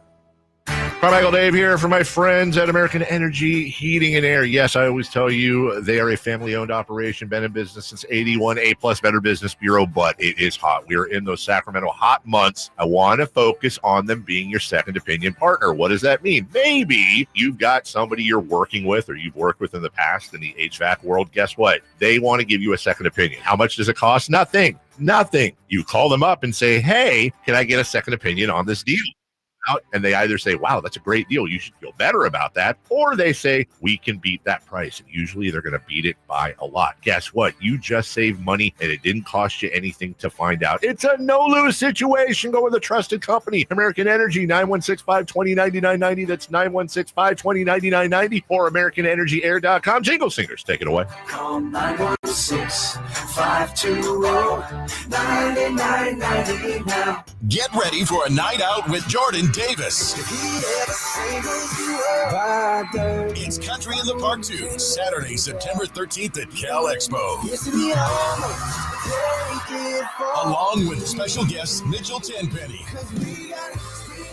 Locash, Vincent Mason, and Abriana. Make it a family day out with food trucks, games, dancing, and more. Saturday, September 13th at Cal Expo. Sponsored by the California Army National Guard and Hot Valley Brewing. Tickets at CITPFest.com. Hello, Sacramento. I'm Emran Pilati, owner of True Sports Cards and Collectible Store here in Rockland, California, and the host of the True Sports Cards right here on Sactown Sports 1140 every Saturday from 10 to 11 a.m. where we discuss the latest trends, hottest products, and deliver exclusive interviews with other industry leaders. And don't forget to visit our shop, True Sports Cards, at 6661 Stanford Ranch Road in Rockland and see what we have for all your sports card and memorabilia needs.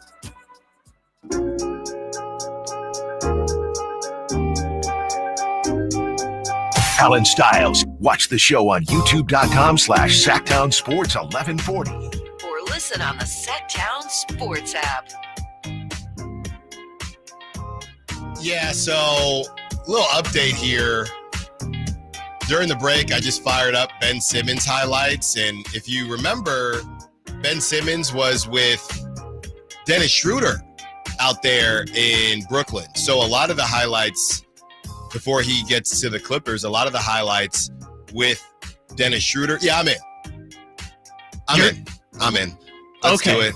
You laughed me off the air when I said Ben Simmons over Russell Westbrook the other day, and now here you are. No. It's not that simple, though, because I am taking Westbrook. This is a specific situation. Okay. I am taking Westbrook, but I don't. Again, we gotta have a conversation. For the role. Yes. Of 10 minutes a game backup point guard who, if Devin Carter learns how to play point, might go to 0 minutes a game. Mm-hmm. You would rather Ben Simmons. Yes, because Russell's just not going to be happy. Oh, thank you. Thank you for validating I'm me. looking here, man.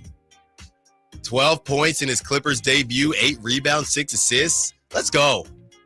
Let's go. 3-point percentage of dash. Yeah. See, that's, again. At least he knows. Yeah, Russell Westbrook, he was at one point the worst 3-point shooter by volume in the NBA. At least now, you don't have to worry about him shooting. And the other thing is, too, if there's one place he could maybe figure out how to shoot, it's going to be Golden 1. Everybody can shoot in Golden 1. I think it's past the point of no return. Everybody can shoot in Golden 1. It's not we've seen the videos of him pulling up in transition and hitting threes in gyms. It's not about him not being good at it. It's just the mental block. I'm in. I'm all the way in. I asked this question this morning. I said, which would you prefer? DeMar for Kuzma and a second, or simply adding Ben Simmons? Okay, we are approaching about 400 votes. Like I said, I just did it this morning. So we're at about 400 votes. 66% says just add Ben Simmons. 33% says DeMar for Kuzma and a second. So more people would rather just add Ben Simmons and keep the crew. It does feel, I know early on, we would take so many calls and texts just as far as get DeMar off the team. And I still see some of it, but I think most people realize if they're following, hey, there's just no good value. You're not going to get back value that makes sense. So one more year of DeMar. And maybe it's a matter of expectations changing for Scott Perry's first year. I think if Monty was still in charge, more people might be saying get DeMar out of here. But with Scott Perry coming into the fold and him just trying to get his feet under him, I think a lot of fans are no longer just screaming. And here's the thing. If you are following this, then you realize that DeMar, it's not a matter of wanting DeMar or not wanting DeMar. It takes two to tango. It takes two to tango. I am there. Some people have been quote tweeting it and having some fun with it and responding to it as well. E-Train Talk Sports says simply adding Ben Simmons for sure. If he can stay healthy, he can make a positive impact. Serena says, I hate both of these so much. Possible Chair says just bleeping and me. Holy bleep. So what else? Run with Fox says neither. A lot of people are just saying, I feel very bad for Kings fans. They're just not even answering the question. Okay, so what's getting roasted more? That by people saying like, my God, we're screwed, or Jonas Valanciunas needs to learn to shoot threes. My God, we're screwed. Oh. Which is getting more toasty? This is more the Jonas Valanciunas thing was people more so roasting me. This is the DeMar for Kuzma or just add Ben Simmons conversation is more so people just apathetic to Kings fans saying, man, that's a rough go. That is a rough go. We're in a dark place, aren't we? Yeah, people are, there's a lot that I can't read on here, but people just saying, ooh, man, to be a Kings fan is something else. Someone just says, brother, yuck. That's all they said. And yeah, like I said, Nick Cooper, anything to get DeMar off this roster. So there are some people, just saw another one that is completely inappropriate. There are some people that still want DeMar off the roster, but it does feel like that sentiment is less and less, not because people feel differently, because they realize, okay, I mean, this was a move that people that don't work here anymore made, and Scott Perry, he's not going to just give DeMar away. He could have if he wanted to, and they didn't. So they would rather. But that's not. He's trying to build a culture, and we've had conversations that the DeMar thing is getting a little disrespectful as well. We can say that, but they did try to give away Malik Monk. Now, it would have facilitated a Kuminga signing, but they basically tried to give away Malik Monk in that sign and trade with Detroit. Well, it was but that was a move that was supposed to be a chess move. They weren't giving away Malik Monk. They were moving on from him. They were trying to use it to acquire Kuminga, which is, again, you could kind of go in both directions on the same type of thing for DeMar. Sorry, Christopher Law just brought our sandwiches in. I saw that. But DeMar for Terry Rozier in 2 seconds, that's giving him away. Yes. Well, or that's getting off the money. Yes, that would be essentially getting off the money. But I don't know. Let me ask you this question, phrase it differently, just because I feel like we're back to the same conversation we had yesterday with Kuzma. So if you got, because I know you added the second round pick there, adding the second round pick and the money would essentially be beginning the inevitable, right? That's where we left off yesterday. With adding Ben Simmons, couldn't you just get to a point where you just say, we're done with him? Like, if it gets to a point where he's just not playing and he wants to go to a contender, couldn't they just be like, all right, thank you for your time? I think it's the lower risk thing. Do you feel like the lower risk is the reason why people are voting in the direction of Ben Simmons? I think so. Yeah. Okay. Yes, I think so.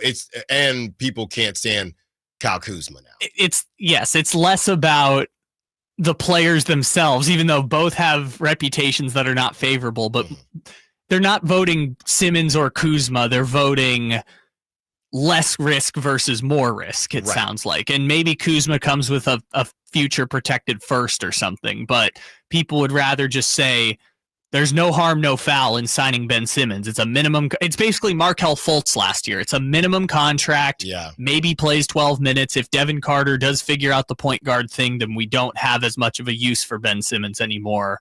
But in the meantime, hey, you can get a 12-minute-a-game guy for the biannual exception or whatever.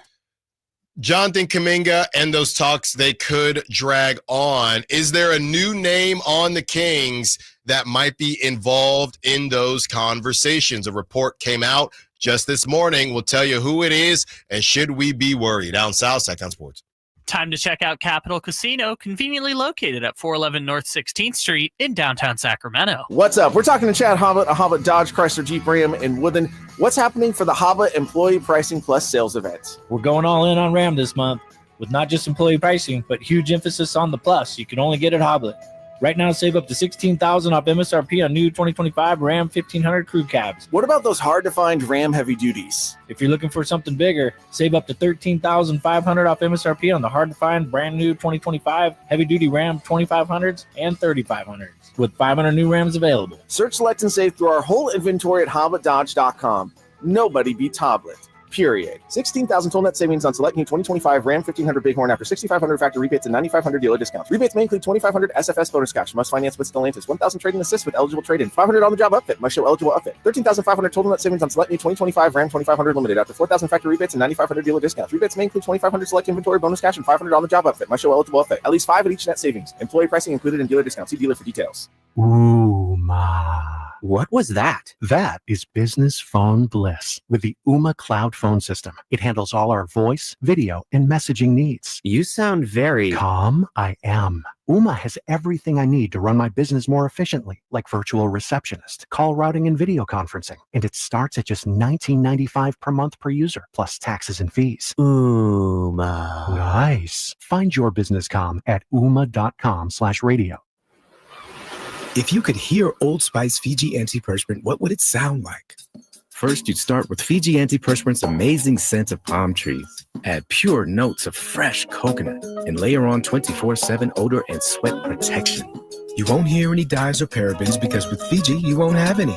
So while your regular antiperspirant sounds like this, Old Spice Fiji sounds like this. Sounds like it smells amazing. Golf to Go is brought to you by the Hagen Oaks Golf Super Shop. Here's Frank LaRosa. Shooting lower scores isn't always about changing your swing or equipment. Sometimes it's as simple as changing how you hit certain shots on the course. Molly Braid, a Golf Digest Best Young Teacher, sees a classic mistake on uphill chips. Players will grab a sand wedge thinking the high-lofted club will get the ball in the air, but instead, the ball pops too high and comes up short. Use a club with less loft, Braid says. Grab your pitching wedge, 9-iron, or even 8-iron, depending on how far you hit the ball. Set up with your hips and shoulders in line with the hill. The handle is going to come back, and there will be added loft to the club, so it will have more height, like a sand wedge. Your pitching wedge and your 9-iron don't have as much loft as your sand wedge, but when you're hitting from a steep uphill lie, your pitching wedge is going to produce sand wedge-like results. You'll get that high trajectory up and over the hill to land soft on the green. If that's your Golf to Go, I'm Frank LaRosa. Whitey here, and I want to remind you, not all grills are created equal. The Napoleon Prestige line of outdoor cookers are built different, built better, and built to last, with features other grills can't match, complete with a lifetime warranty. It's a great time to find out for yourself because Napoleon's Pro Summer Blast is on right now. Save up to $400 today on a Napoleon Stainless Steel Pro Grill. Become the envy of your neighborhood. Offer ends July 31st, 2025. Visit your local Green Acres Nursery and Supply and get grilling today on your new Napoleon Prestige Pro Grill. Napoleon Stainless Steel Grills, simply the best. When you're hiring, have you ever felt like you're missing out on meeting truly great candidates for your roles? It seems impossible to find them, but they have to be out there somewhere, right? Well, they're not hard to find when you know where to go, and that place is ZipRecruiter. And right now, you can try ZipRecruiter for free at ZipRecruiter.com/free. ZipRecruiter helps 10 million people with their job search every day. And because these people are actively looking for jobs just like yours, it's easy to find the right person right away. In fact, 4 out of 5 employers who post on ZipRecruiter get a quality candidate within the first day. But if you're not using ZipRecruiter, you're missing out. So see what it's like when the impossible is easy. When you go to ZipRecruiter.com/free right now to try ZipRecruiter for free. Once again, that's ZipRecruiter.com/free. ZipRecruiter.com/free. Never miss out on great candidates with ZipRecruiter.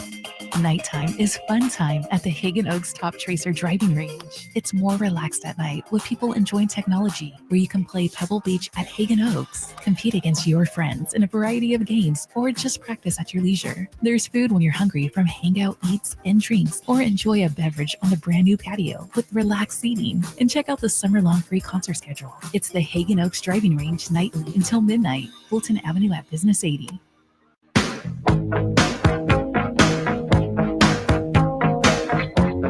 Live and local. It's Allen Stiles on Sactown Sports. By the way, catch me at the River Cats tonight. Kyle.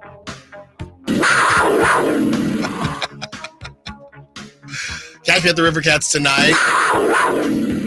Fireworks. Hopefully some wins. I got to double check. They've been gone for a while, so I got to double check who's in the building for them, if Bryce Eldridge is still injured or not. But come out, support your River Cats. The Sacramento River Cats. They got Sacramento in their name. They are Sacramento's team. They also have a better record than the A's. I'm not bringing up anybody else. I'm just saying the Sacramento River Cats. It says Sacramento on their jerseys. It's got the Tower Bridge on their jersey. The Sacramento River Cats. It's got 916 on their hats. All right, there you go. Also, speaking of Sacramento baseball, be sure to check out topof9showcase.com. That is 9, the number 9. I've partnered with Luther Burbank High School out in Sacramento, of course, to give an opportunity to players ages 16 through 19 that feel that they may be a little under recruited. We know that we will be joined by a couple junior colleges in the area, as well as Jessup University out there in Lincoln. So be sure to check that out. Prices just dropped, by the way. As we are a couple weeks away, we want as many kids to come out and get seen as possible. So go check that out at topof9showcase.com. The Kuminga watch kind of continues. Okay, and Brett Siegel says that this could even drag into August. Here's the quote. The two sides have remained far apart in negotiations, including this week at Summer League. Rival teams believe Kuminga doesn't want to return. That's pretty big, man. That's pretty big. And I don't recall seeing any pictures of Kuminga at Summer League, so I'm not sure how that happened or when the conversation happened, but I don't know. I don't know what's going to happen there. What I do know is that there is a report out today, and Whitey wasn't sure what we should do with it. I'm not sure what we should do either. I'm never going to speak negatively about someone. I'm just going to tell you whether I've heard similar things or not. And it's kind of catching fire, which is why I feel as if I have to kind of speak on it. Evan Sidery, NBA contributor for Forbes, says the Warriors recently expressed interest in Keon Ellis, who the Kings have kept off limits in ongoing sign and trade negotiations involving Jonathan Kuminga. Ellis, one of the most underrated 3-and-D guards, becomes eligible for a new long-term deal during the 2025-2026 season. Now, going back to a couple weeks ago when I had made that kind of hypothetical trade up when the Warriors balked at Devin Carter and Dario Saric in 2 seconds, I said, hey, is there a world where it's Keon and a first or something like that, since they're balking at this deal? And the word on the street is that Keon may be a little bit overvalued by Kings fans and just Sacramento in general. That started a conversation as to whether or not that was source information from me. It wasn't. I didn't say that it was. And with that being said, I don't know where Evan Sidery, everybody can have sources for sure. I haven't heard any smoke about Keon Ellis and the Warriors. I haven't. The Warriors recently expressing interest in Keon Ellis in that Kuminga deal. I never heard that. There was a name that I did hear when it came to Keon Ellis, and I don't really think it was that much of a secret. It was Keegan Murray. That was the name. I didn't hear about Keon Ellis at all. Well, wasn't Keegan Murray reported? Yeah, it was. Yeah, that was the name. That was Keegan. Slater, I think, reported that they were interested in Keegan Murray. I didn't hear anything about Keon. I never heard anything about Keon. So some people have been hitting me up about this because obviously, when stuff comes out and it's not about your team, you don't care. When you see something like this, who we just played the sound from Scott Perry and Sean Cunningham yesterday in that sit down, and Keon was in Vegas and worked out as well and had conversations with Scott Perry in the front office. So yeah, I'm not saying whether or not Evan Sidery heard that. I'm telling you that I haven't heard that, and any other Sacramento media member that I have a somewhat strong relationship with, we haven't had any conversations. And I was at Summer League, so I feel like it would have came up at some point. I didn't hear that. I heard a lot about how people feel about Jonathan Kuminga and the conundrum that I think a lot of teams have with Jonathan Kuminga, but I did not hear about the Warriors expressing interest. He's saying it as if it was past tense, but yeah, even during that time, I brought up a hypothetical because I figured maybe the Warriors, based on them balking at Devin Carter, Dario Saric in the seconds, that could have been what they asked the Kings, and the Kings said, no, that's possible, but I didn't hear about that. I heard about Keegan Murray. Yeah, and maybe those conversations, I'm sure every player was kind of had in terms of where they stand, right? Because even Malik Monk was the starting conversation, and the Warriors were like, no, thank you. We do not want that. Mm-hmm. And so I guess what's tough about it is there haven't been any new conversations, right? It's between Kuminga and the Warriors to figure out what terms they're going to agree to on the restricted free agency deal. Yeah.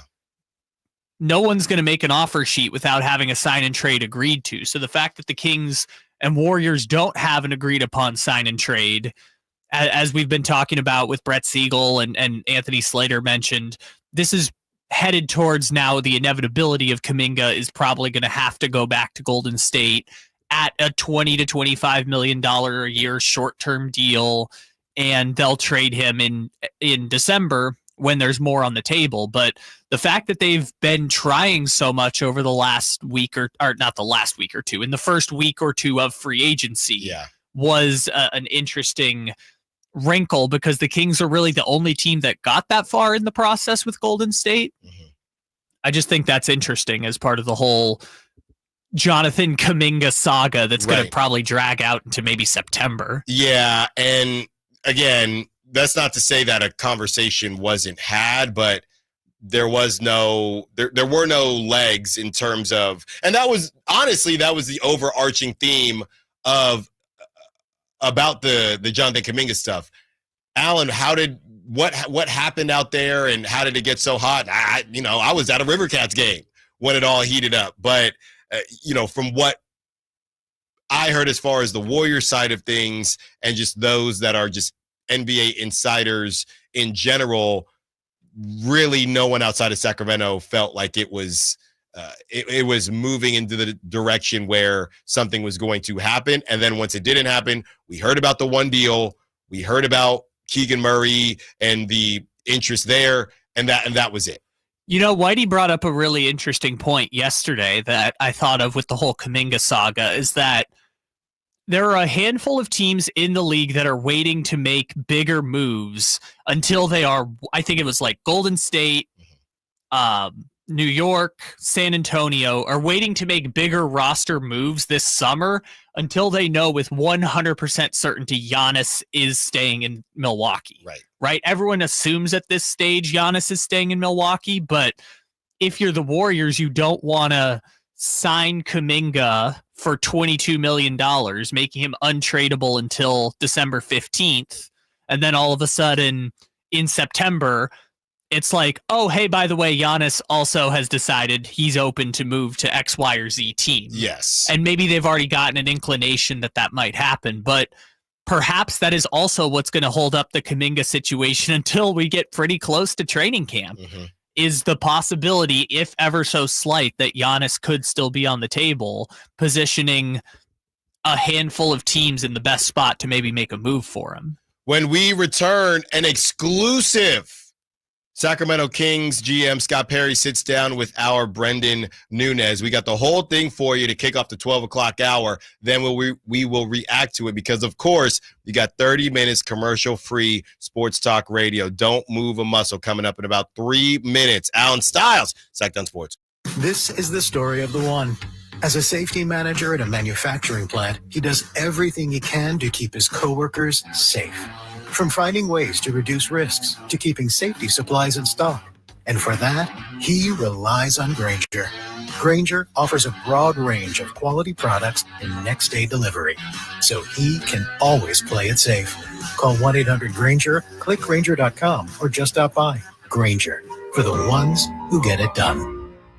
Around here, the summer can smack you silly, especially if your AC is not functioning at a high level. Whitey Gleason here. I had the opposite problem over the winter. System went down. It was panic time. But Lee's Air Plumbing and Heating saved the day. Let them save you from unnecessary summer misery. Lee's Air Plumbing and Heating, reliable, trustworthy. They do great work. They've won awards for their service. Check the $99 HVAC tune-up service. Save your summer now. Lee's Air Plumbing and Heating. Number 355.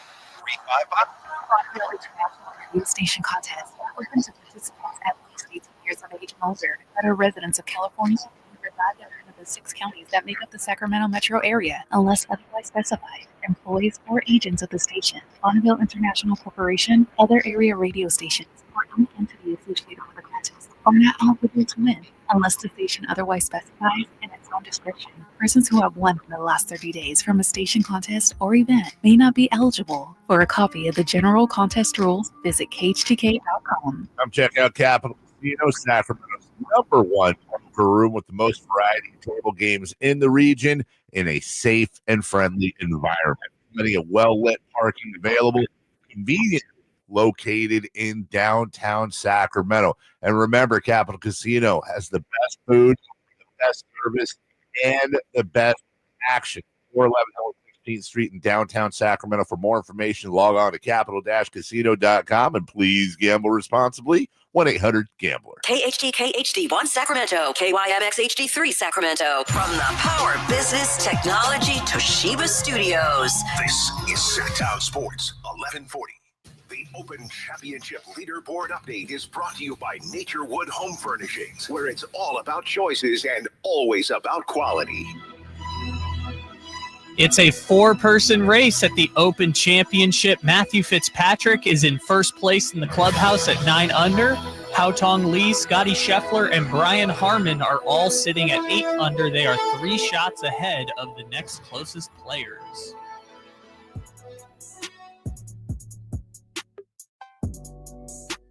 Your home for Kings Talk and so much more. Live and local. Allen Stiles on Sactown Sports.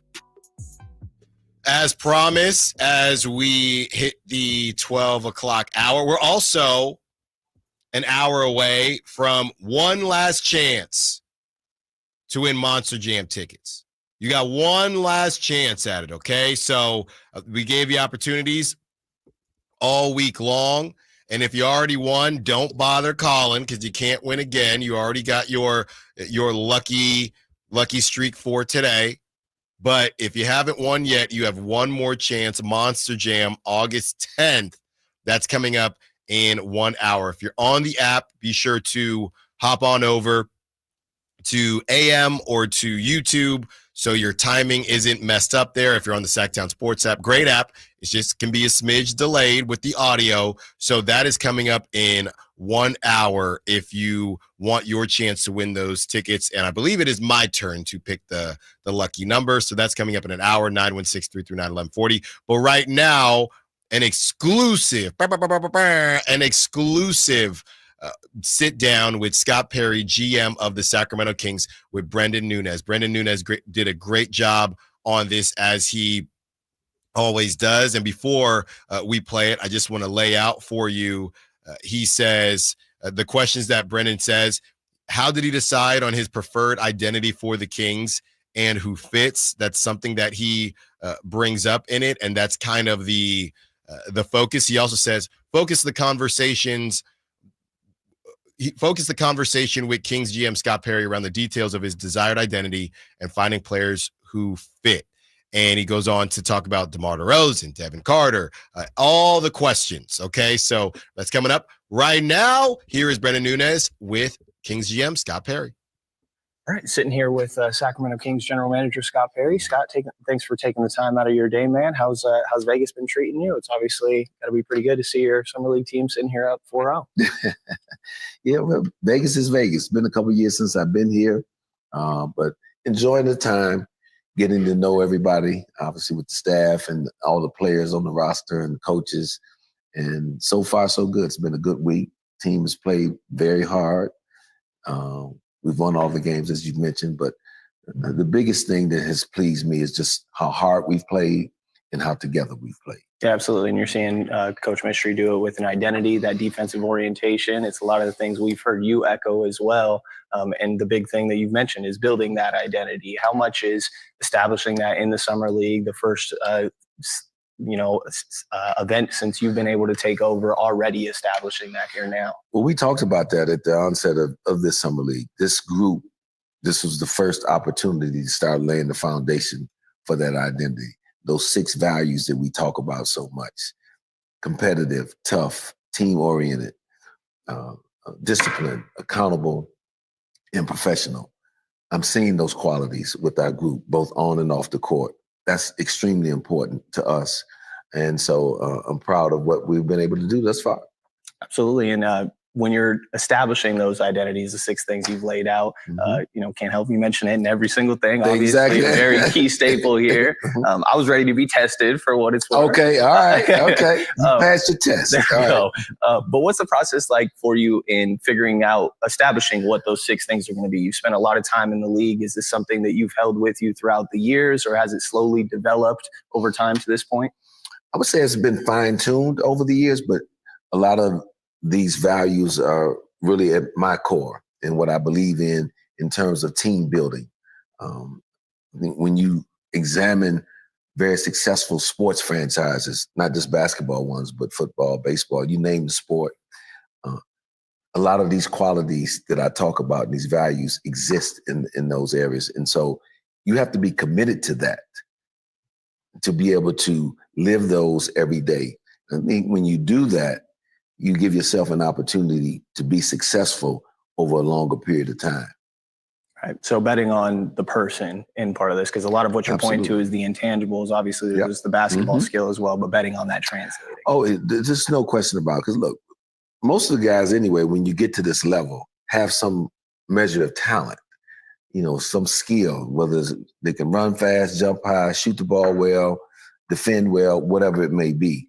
But the biggest separator I've found over my 25 years in the NBA and 13 years prior to that in college coaching is the makeup of the person, because that's what endures over a 7 to 9 month season is those qualities. That's what a person's going to have to lean on. So that's what's going to be the little things that separate when 2 guys are talented, people that have those 6 values and practice those every day, I believe give you a little added advantage necessary to come out on top. Yeah, and obviously you think the rookies play into that well. We've seen them playing well on the court out here as well. But what's the, can you take us behind the scenes a little bit in the process of when you're trying to evaluate those things? Like we mentioned, intangibles, I think they can be a little bit harder to read into rather than just watching film. But what's the process like for not only when you're bringing guys in, but you're inheriting a roster and looking at what you already have already and trying to figure out who fits what you're looking for there? Yeah, well, a lot of that is time spent through either conversation or observation in how they practice or play in games or just how they interact with coaches or teammates or front office. It's a constant learning to really figure out who really has those qualities. So I'm still in the process of determining that. Now, as it relates to the rookies, there's a lot of homework that goes in to drafting a player.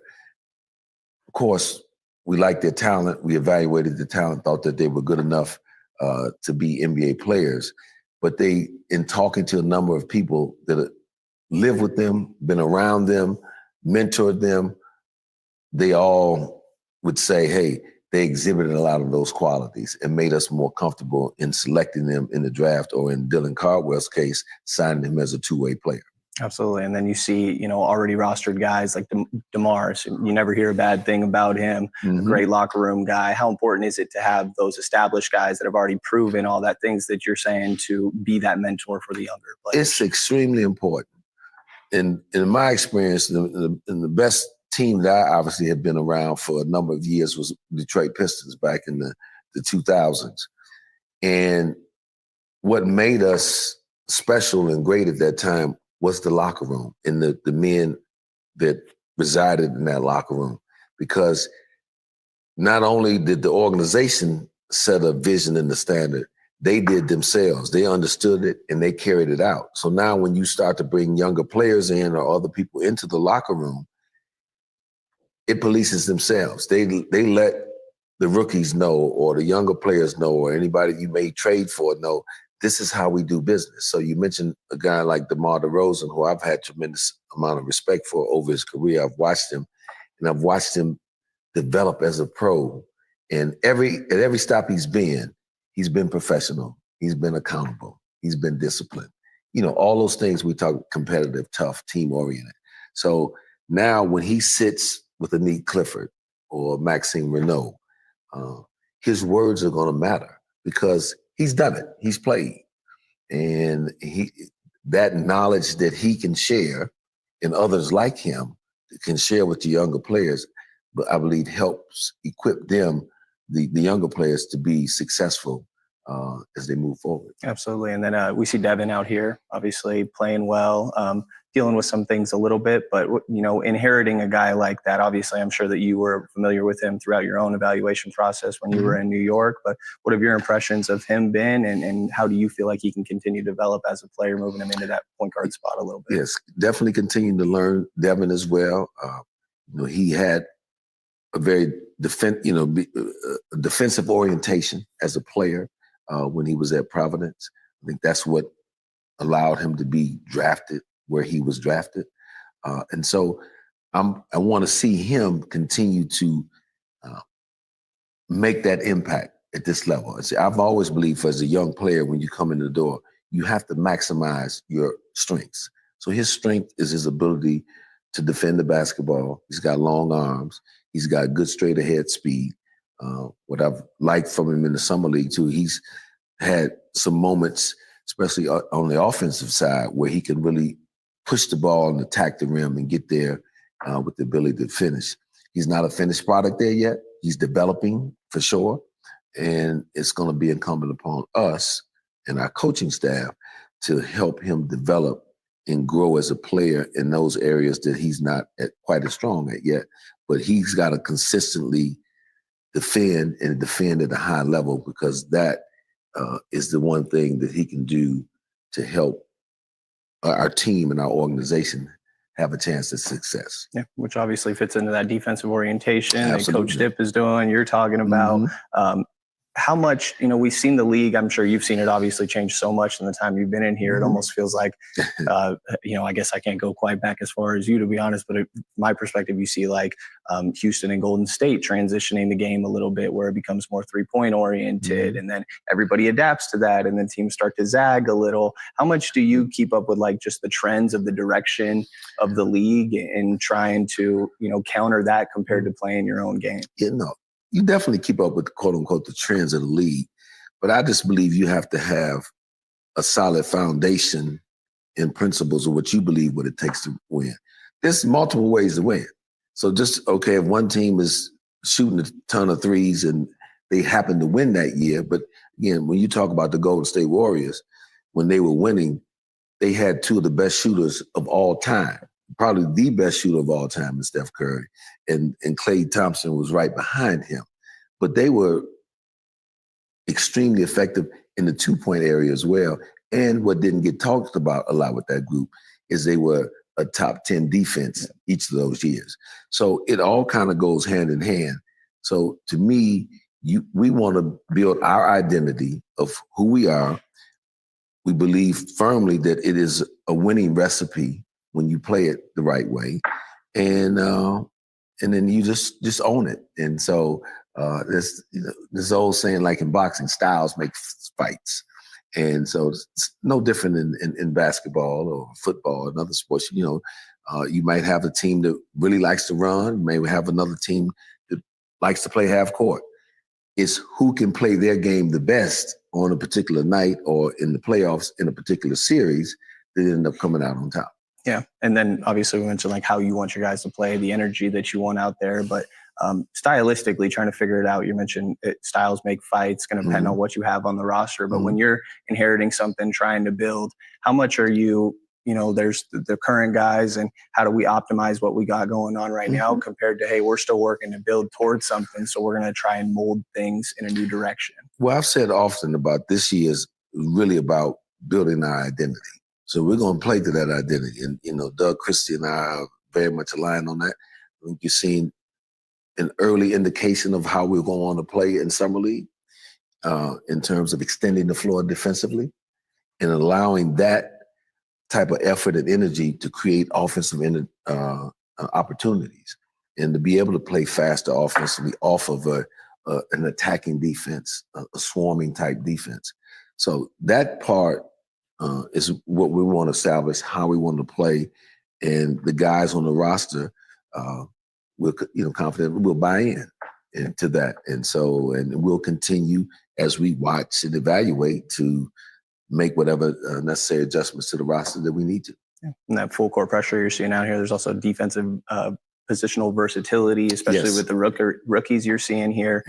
It feels like positions in general get a little bit muddied in the modern NBA. Like I'm curious, like when you're talking about needing a point guard with Dennis Schroeder, right? I think people have in their mind what a traditional point guard is, but is there, I guess, like, do you have a definition for that sort of role? Or are you more so looking for, hey, we need a distributor, we need this specific skill set?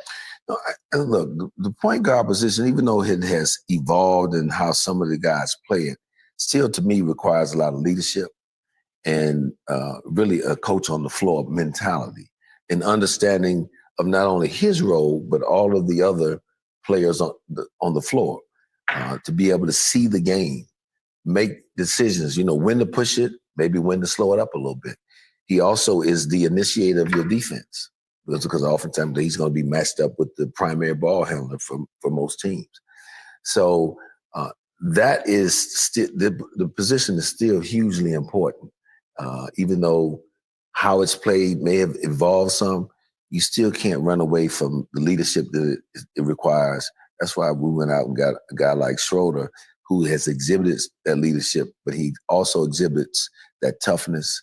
He's a fearless competitor and playing the position. And that personality, should resonate amongst his teammates and allow us, again, to start creating the style of play that we want to be known for in Sacramento. Yeah. And then when you look at positions sort of 2 to 4 there as well, that feels like where there's a lot of interchangeability in today's league. How much do you differentiate all of them, or just, you need to be able to match up with what the other teams got out there?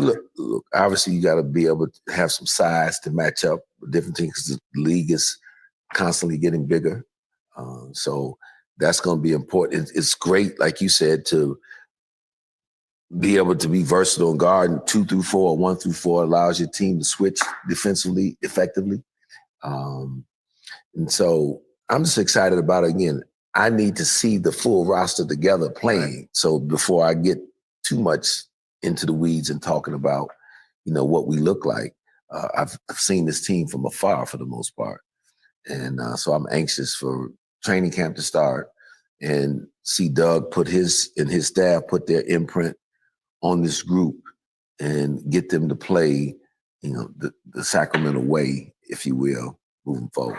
Absolutely. And last thing I got for you, Scott, just how has this process been for you? Is it fun to take over a new team? You got, like you mentioned, you're learning everybody, trying to turn things in a new direction. Is it an enjoyable process for you? A little stressful? No, it's awesome. I really enjoy coming into a new situation. Obviously, I had some, a little bit of familiarity with the community, obviously with the Vivek ownership and some of the people that worked here. So that made it even easier for me to come in and get adjusted a little faster. But I enjoy the building process and building something and making it, something that can become successful in the near future. So every morning I wake up happy about that. And I have a lot of good people that are working with me because you can't do it alone. That's the most, my staff, and you'll hear me say this often, the staff is what makes or breaks, leadership or, success. And I've, we're assembling an excellent front office staff as we have with the coaching staff, and the support staff in the building is awesome. And so that culture and those 6 things, that applies to that group as well too. It's not just to the players. And so that's what makes me most excited, just getting everybody together and everybody buying in to build something that we hope is going to be special. Absolutely. Well, thank you, Scott. Appreciate it, man. I know the city of Sacramento's excited, man. All right. Thank you. Scott Perry. You can check out that if you just popped in towards the end of it, or if you missed the beginning, whatever the case is, you can check that out on our YouTube.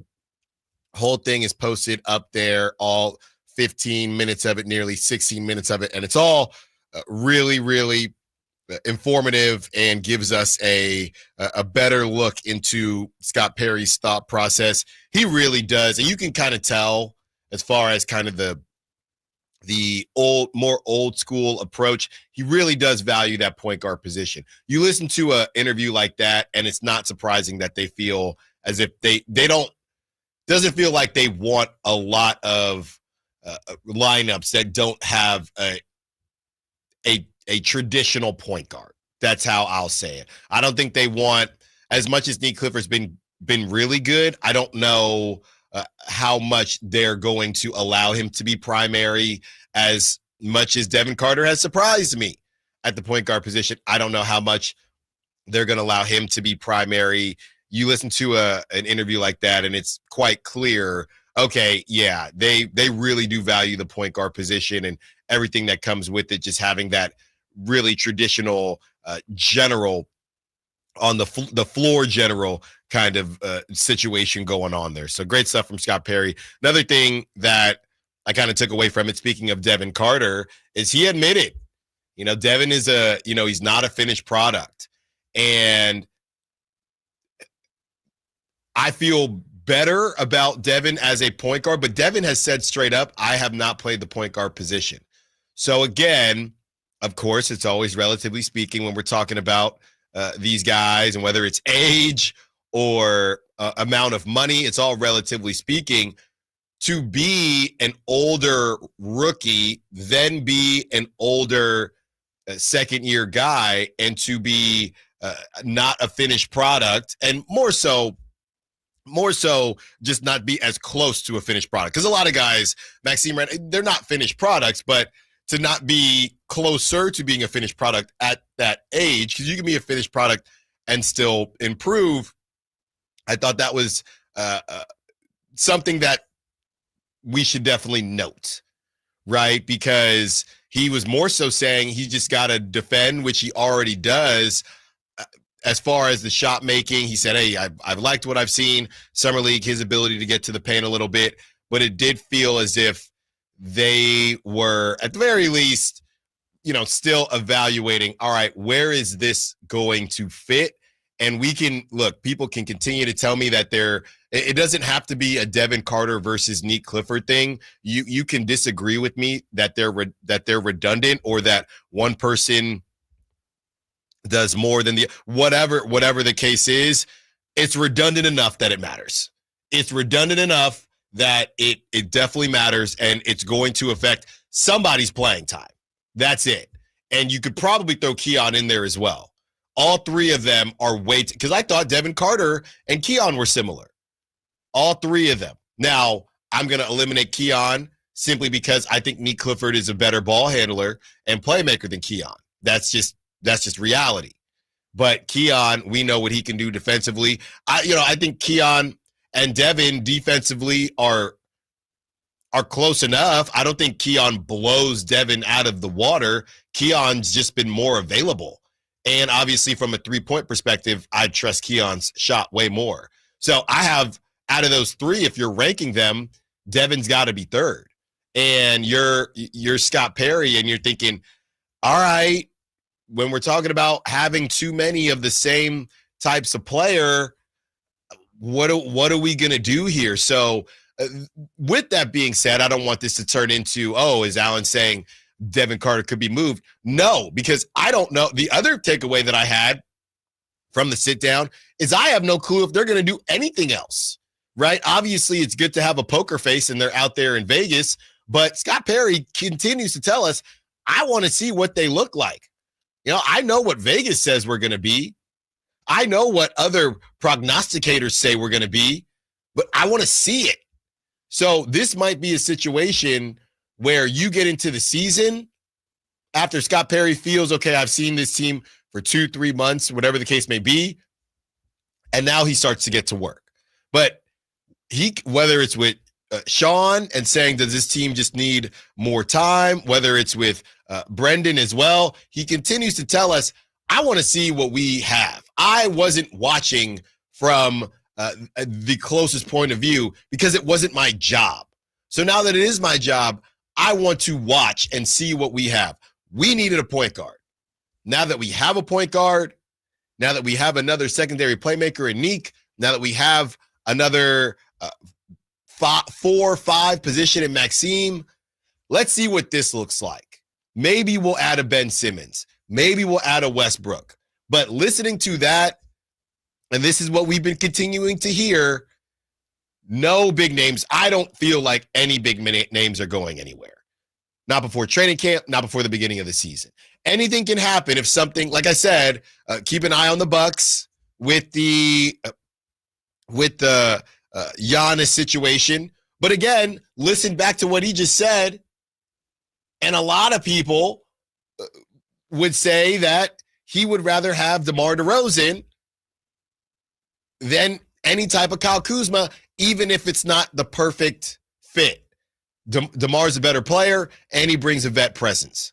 So that made me feel as if not that DeMar's untouchable by any means, but if you're losing DeMar, it better be for something that is clearly going to make your team better, because they want to put a winning product. I think and whether they do or not remains to be seen, but they want to come out and try to establish who they are. And I don't know if you can, and obviously I'm not saying I would put this bet down.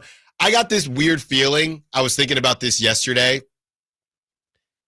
If you're able to put down a bet on the Kings record for the first 25 games, I don't know what's going to happen after that, but I would say take the over. I just have a weird feeling they're going to catch a ton of teams off guard to start. If you can do maybe the first 20 games, whatever their first 20 game over under is set at, I'm not saying that they'll get to 36 or 38, which I know that math might not make a ton of sense to you, but it just feels like they're going to come out the gates hot. They're going to catch teams that are slipping a little bit. I would take whatever it is for the first 20 games. If you can lay down a bet like that, I think they're going to come out the gates hot, and we're all going to be juiced. I have no clue if it'll sustain, but I feel like they're going to come out and be, 13-7, something that Vegas would definitely not have them slated at. Okay, so let's play it this way, since you probably can't do that. You never know. I know a guy who knows a guy. Well, we'll just make note of it and then revisit it on, I don't know what that is, December 7th or something like that, whatever day that is. So if we set the number for the whole season at 36.5, that means the number for 20 games would be 9. Yes. Where would you, let's call it 9.5. Uh-huh. If I put the number at 9.5, over, you would say yes. Over. I think they're going to be, and now you're scaring me a bit, but I think they'll be 12-8. I think they might be 13-7. Are you saying that because that's what they did last year with the interim beam team? I guess a little bit too, the first part of the season before the injuries. I just think that there is going to be a chip on their shoulder. I think they trust what Scott Perry is putting out there, and they're going to feel disrespected. I think they're going to go 12-8, 13-7. No clue what's going to happen after that, but I was literally, cleaning up the kitchen or something yesterday, and I just thought, you know what? This team is going to start out hot, aren't they? Because if you remember, after the Levine trade up until I think it was the Fox return game, I think that first month, and there was an all-star break in there, but that first month they were like 8-5, but then they went 3-10 during a stretch in March, which included the JT Thor game and everything else. You're talking about the beginning of the year. I'm talking about the beginning of the interim beam team. Okay. The beginning of the year, I think they were like 6-4, but it wasn't great.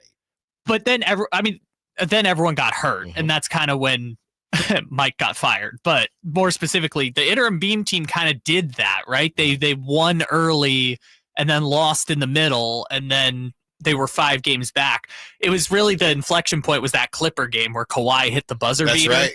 That's right. So I guess while I tend to lean in that direction, I'm also a little nervous of we're kind of just doing what they did to start the interim beam team last year. But it would be obviously a better start than, kind of just 500ing it up until you start to lose ground and start to fall underwater a little bit. You got to stack W's. That's what this is about.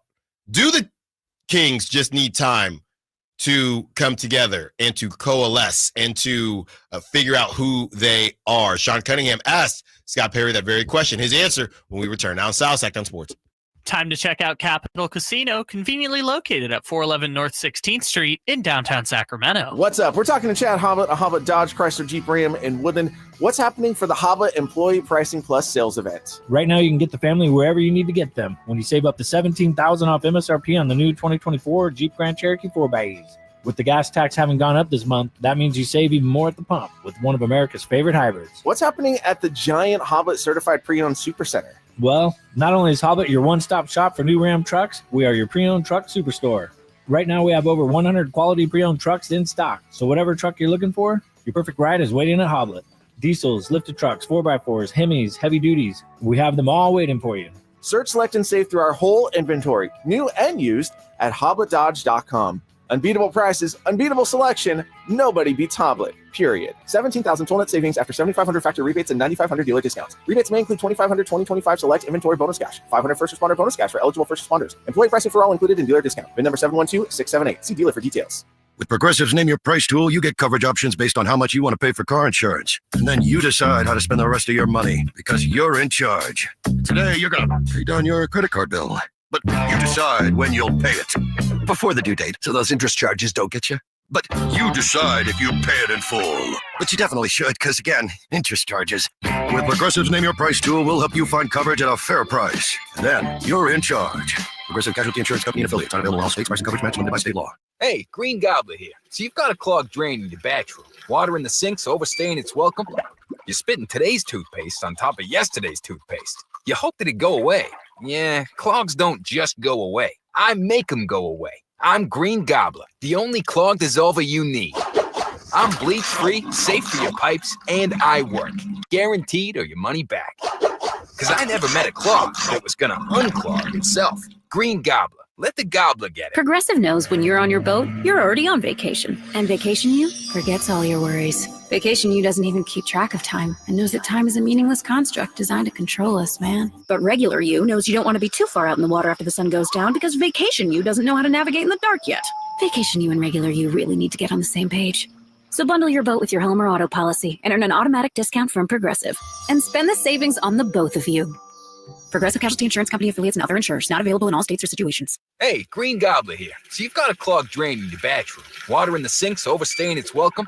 You're spitting today's toothpaste on top of yesterday's toothpaste. You hope that it go away. Yeah, clogs don't just go away. I make them go away. I'm Green Gobbler, the only clog dissolver you need. I'm bleach-free, safe for your pipes, and I work. Guaranteed or your money back. Because I never met a clog that was going to unclog itself. Green Gobbler. Let the gobbler get it. Around here, the summer can smack you silly, especially if your AC is not functioning at a high level. Whitey Gleason here. I had the opposite problem over the winter. System went down. It was panic time. But Lee's Air Plumbing and Heating saved the day. Let them save you from unnecessary summer misery. Lee's Air Plumbing and Heating, reliable, trustworthy. They do great work. They won awards for their service. Check the reviews at leesair.com. Find out about their $99 HVAC tune-up service. Save your summer now. Lee's Air Plumbing and Heating on the web at leesair.com. License number 635355. Get ready for a night out with Jordan Davis. It's Country in the Park 2, Saturday, September 13th at Cal Expo. Along with special guests Mitchell Tenpenny,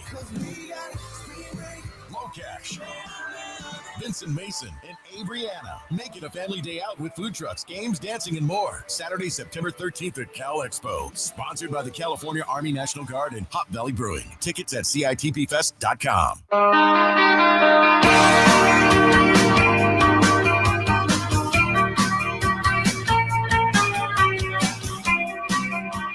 Allen Stiles. Watch the show on youtube.com/Sactown Sports 1140.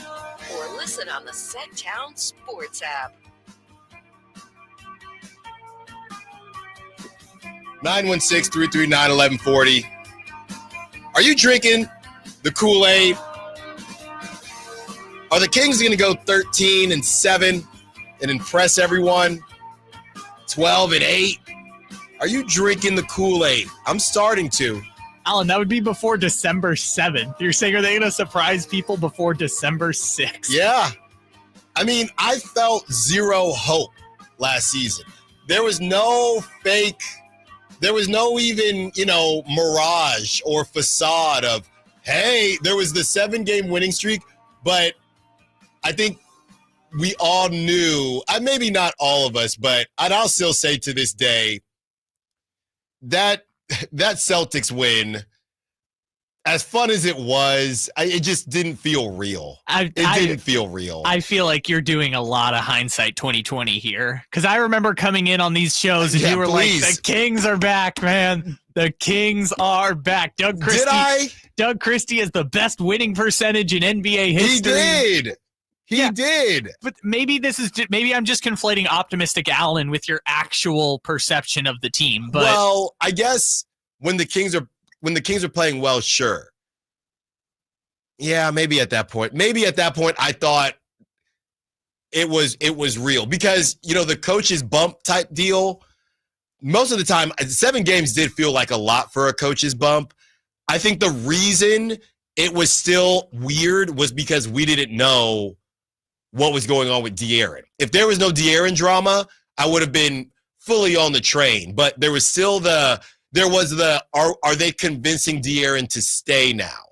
Yeah. Because he was injured for a lot of that. But that one was also weird because we had no idea they were going to trade De'Aaron until like the day of that Shams report, right? We were not like, we thought the De'Aaron thing was going to be an off-season conversation. I don't think it was until whatever, I think it was a Tuesday, I want to say. Mm-hmm.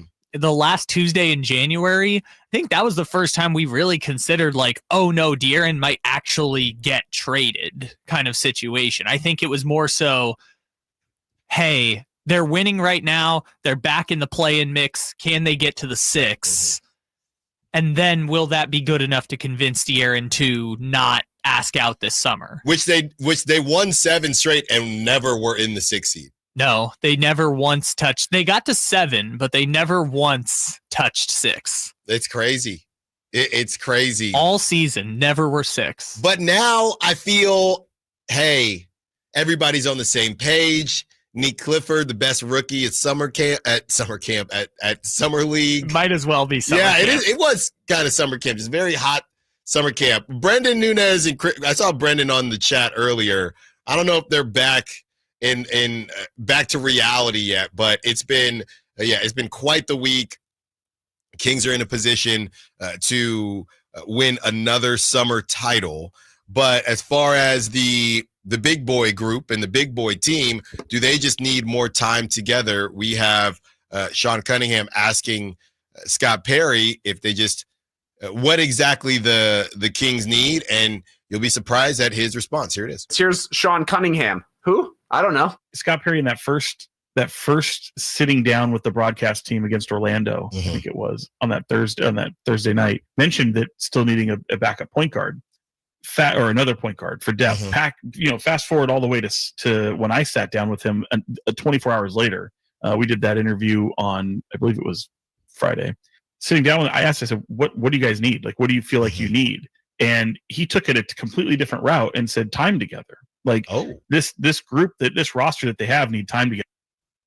That was Sean Cunningham. He was on earlier this week in a very eventful segment that we had with Sean, but great stuff from Sean as always. Time. And that is how I feel. Not how I feel, but that is how I feel as far as not thinking that another big move is going to happen, right? The Ben Simmons of the world or Russell Westbrooks of the world, maybe something like that. But number one, you have decreased value for DeMar DeRozan and Malik Monk. Number two, time is of the essence in a different way.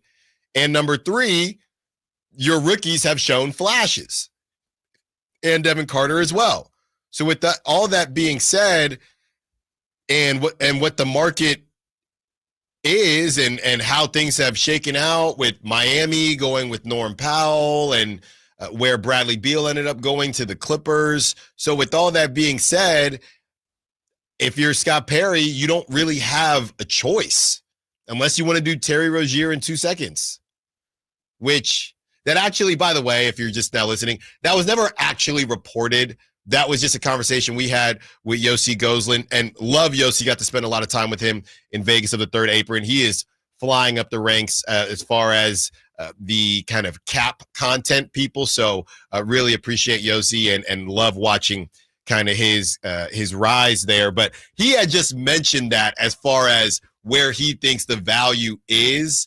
I don't believe that wasn't ever reported anywhere, but it just kind of spoke to where DeMar DeRozan's value is and how teams are kind of stuck between what they think they'd be willing to give up for him and what they would want from him. So unless you're doing that for DeMar DeRozan, which you're essentially just clearing the books and taking 2 seconds, or, you know, if the Raptors lose Masai Ujiri, so we spoke with someone from the just from the Raptors media group, essentially, and they said, yeah, I don't think the Raptors are doing anything now that, you know, they made this big move with Masai Ujiri. So there's really no other answer for Scott Perry to have besides let's just see what this looks like, or just do a bad deal.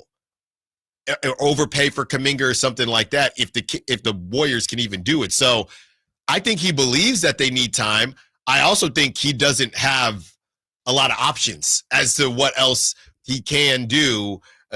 You're not going to move DeMar just to move DeMar. I'd rather try to have a conversation with DeMar and say, hey, we know what you bring to the table, and that fourth quarter, brother, can be all yours. But we have to, based on how he's been doing these interviews and what he's been saying, it's essentially the opposite of how DeMar plays, and to a lesser degree how Levine plays. Hey, we're implementing some new stuff, and you might not have the ball in your hand as much, but the hope is that we win some more games. That's the move. Well, I guess in the short term, there's another point that we haven't talked about as much, which is in the Mike Brown offense that wasn't quite Thibodeau, but was, second in a non-Tibbs world in terms of shortened rotations. DeMar DeRozan played 36 minutes per game last year.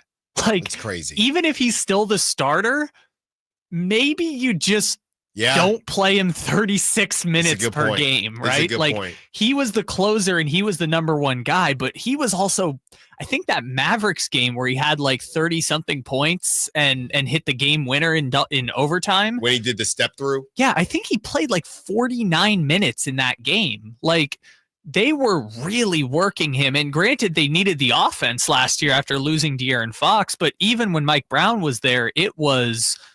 I'm just going through the list here of highest minutes guys. And if we ignore the Knicks on the list, it's Jokic, Kevin Durant, Jason Tatum, Anthony Edwards, De'Aaron, Jamal Murray, and DeMar DeRozan are the top of the league in minutes played. So maybe there's a compromise somewhere in the in-between. Yeah, no, that's an outstanding point. And it would be more organic where, hey, you don't need to be playing that much, right? You definitely don't need to be playing that much in losing efforts, and it's kind of a chicken or the egg thing where, well, he's playing a lot because we're trying to win the game, and then we lose, but then he's already logged all those minutes. If DeMar goes, and this could be a Nick Clifford thing, this could be obviously to a Keon Ellis thing as well, if you will, and who you're bringing off the bench. You get DeMar down to 30 minutes, 32 minutes, that makes things a bit more organic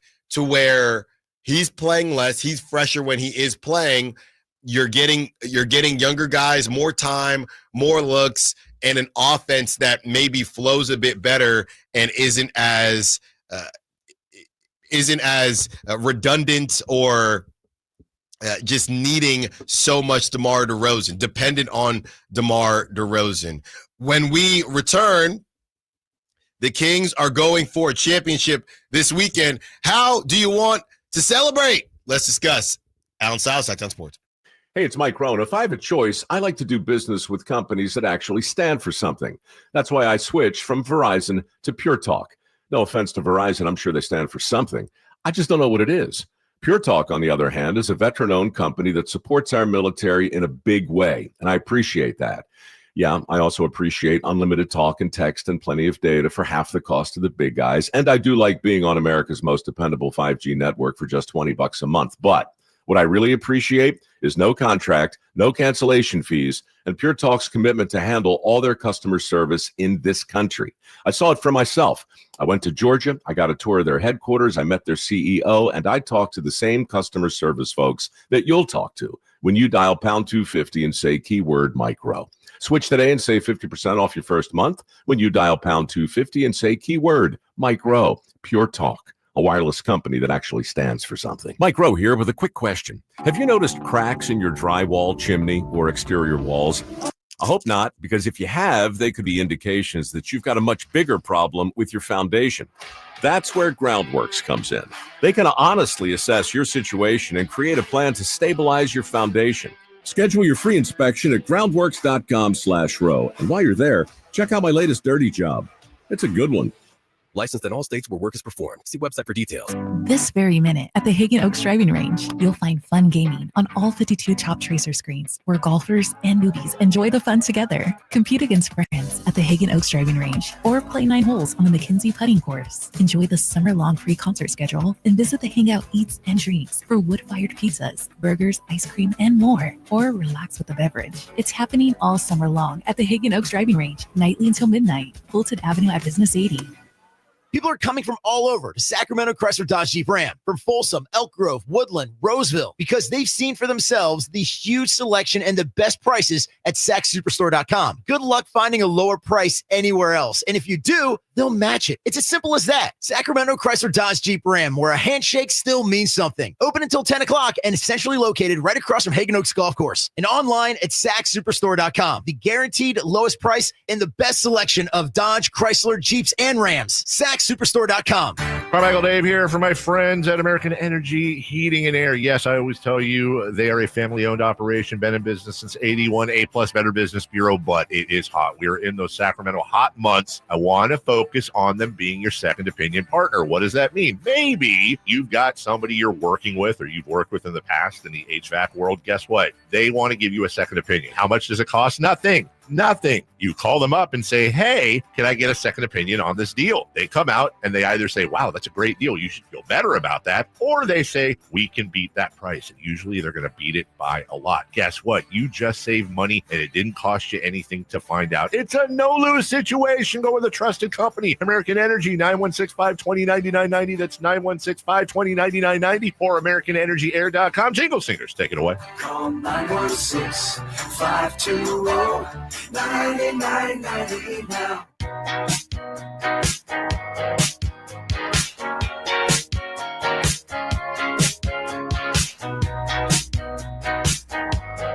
Allen Stiles You can join the show by texting 916-339-1140 on Sactown Sports.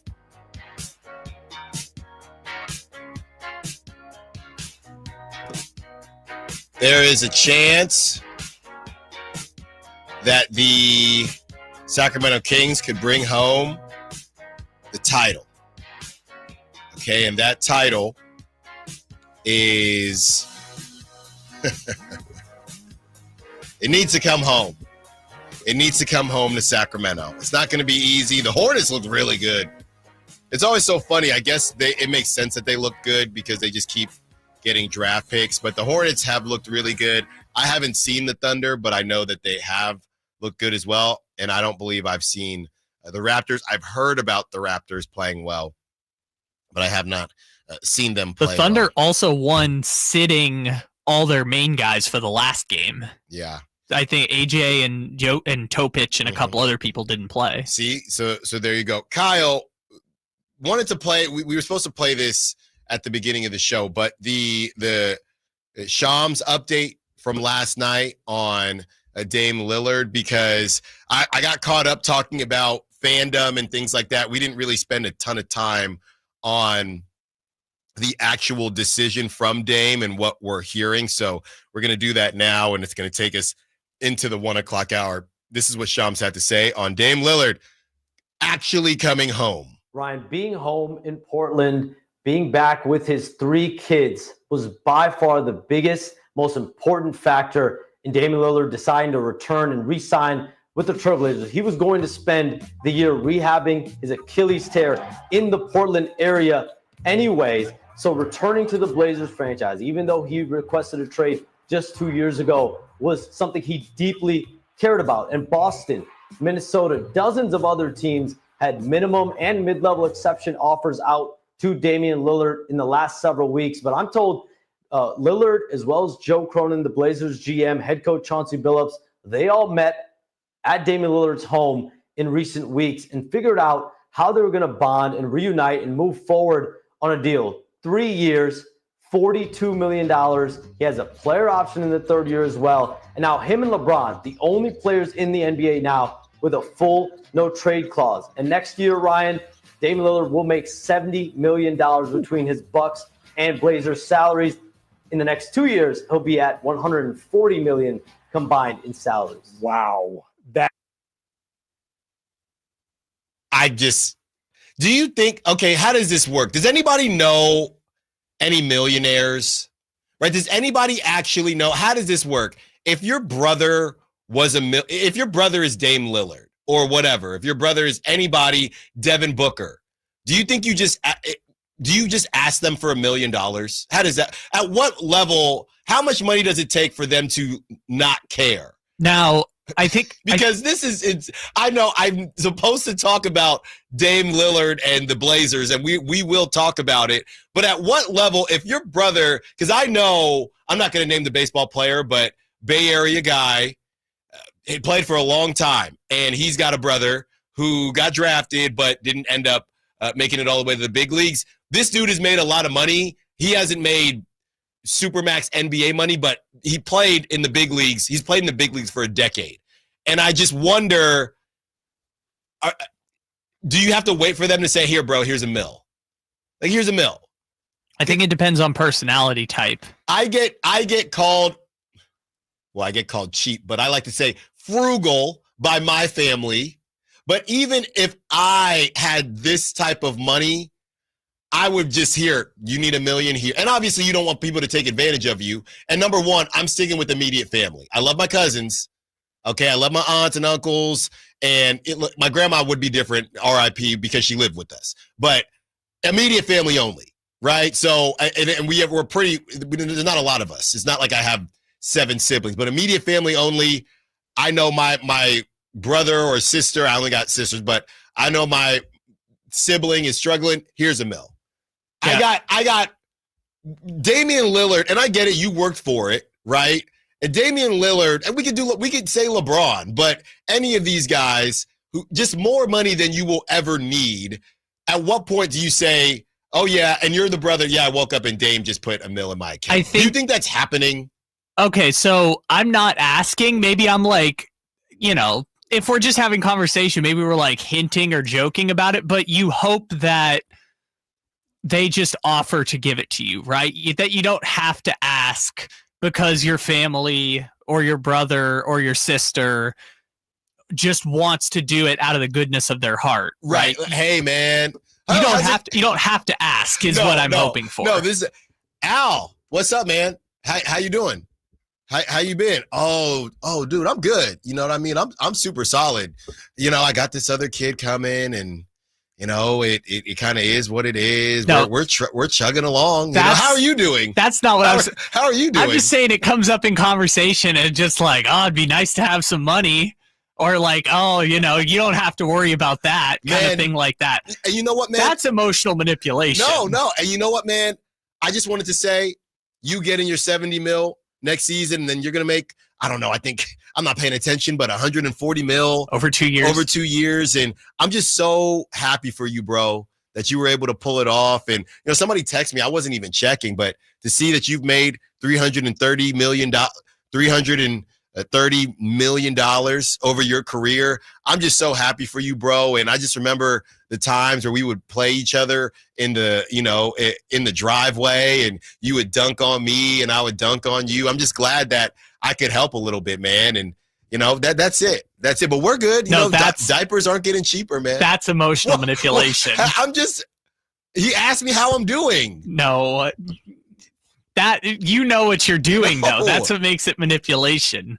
Look, my answer is I'm not asking. I didn't ask. Yeah, I'm just not asking. I'm hoping that the person wants to give it to me. I think the better gauge for this, if you're the person who has the money, and I think I took this from a Roddy Ricch song, but it's like, who are the people you're giving the keys to your house to? Those are the people who you should be giving money to. If you're comfortable enough giving them the keys to your house. Well, that eliminates my immediate. I'm not giving my little sister a key to my house, but I would give her $1 million. If you had a nice house and you were like, okay, not going in my damn house. Okay, I'll give her money for her own house. Stay at your house. It's just, do you trust those people with the money? I get your idea. I think that's what you're trying to weed out. But I'm not saying I'm not going to keep going back to the well. Just give me a cool 5. And I'll get out of here. 5 now? How do we go from 1 to 5? Because I think about this when you play the lottery, how you would allot this money, right? The lottery is $150 million. Obviously, California taxes are going to, take care of you a little bit. And when I say take care of you, I mean screw you. But once that clears out, so $150 million, you win the lottery. Now you're at, I don't know, about maybe $90 million based on California taxes. Okay, mom gets some, dad gets some. Sister gets some. Got to put some away for my kiddos, of course. Maybe your day one friend. That's what I'm saying. It's like day ones. Here's $50K. No, I'm not saying $50K. I'm not saying day ones. I'm saying day one plural. Like whoever that person is, that's like a brother or sister to you. You get $50K. 916 says family gets a monthly allowance and has to ask for major purchases. That's great. I love an allowance. I'll take an allowance from my little brother. That's what a lot of these people do, which if you've ever heard some of the John Morant stuff, that's kind of what's happened with him. And it's like, there's a lot of pressure associated with that too. If you're 23 years old and have to give your parents an allowance. No, obviously you have account managers involved and financial advisors. You sit everybody down. You say, this is what it is. Okay. Al, you getting your 5. Don't ask me. And that's the thing. Al, you're getting your $5 million. Don't ask me for another dime. Do not ask me for another. Here's the thing: $5 million, and you never have to eat. You never have to pay for food or pay for a drink when you're with me.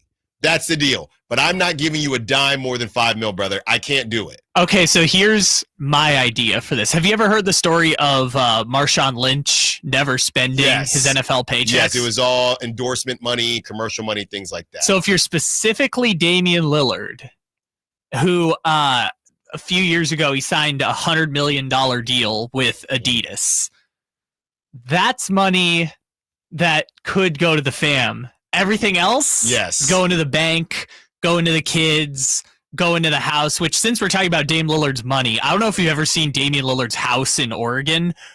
Dude, it is like one of the most beautiful rich people homes I've ever seen. It better be.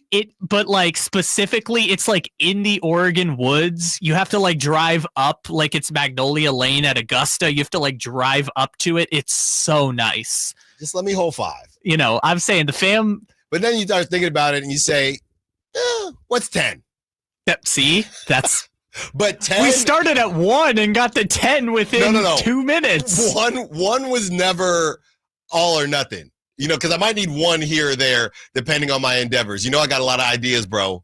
I got a lot of ideas. Funny enough, today I thought Jason was going to ask this for celebrity birthdays. I believe I read that today was the debut of Entourage on HBO. And that's all I've ever wanted, is to just be a part of someone's entourage. Obviously, I'm half kidding. I want people to be a part of my entourage. But, bro, 5, and you probably won't hear me ask you again. 10, and you definitely won't hear me ask for anything. Well, yeah, if you give me $10 million with no strings attached, you might never hear from me again. I got things, but here's the thing, bro. You're investing in this as well. So I'm starting the record label. It's an investment now. I got an app that I wanted to start, and I got a record label. And you got 5% in both. So really, you're not just handing me the money. 5%?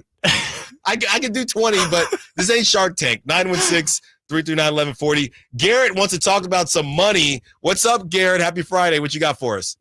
What's up, guys? I am 38 years old, and I have had this.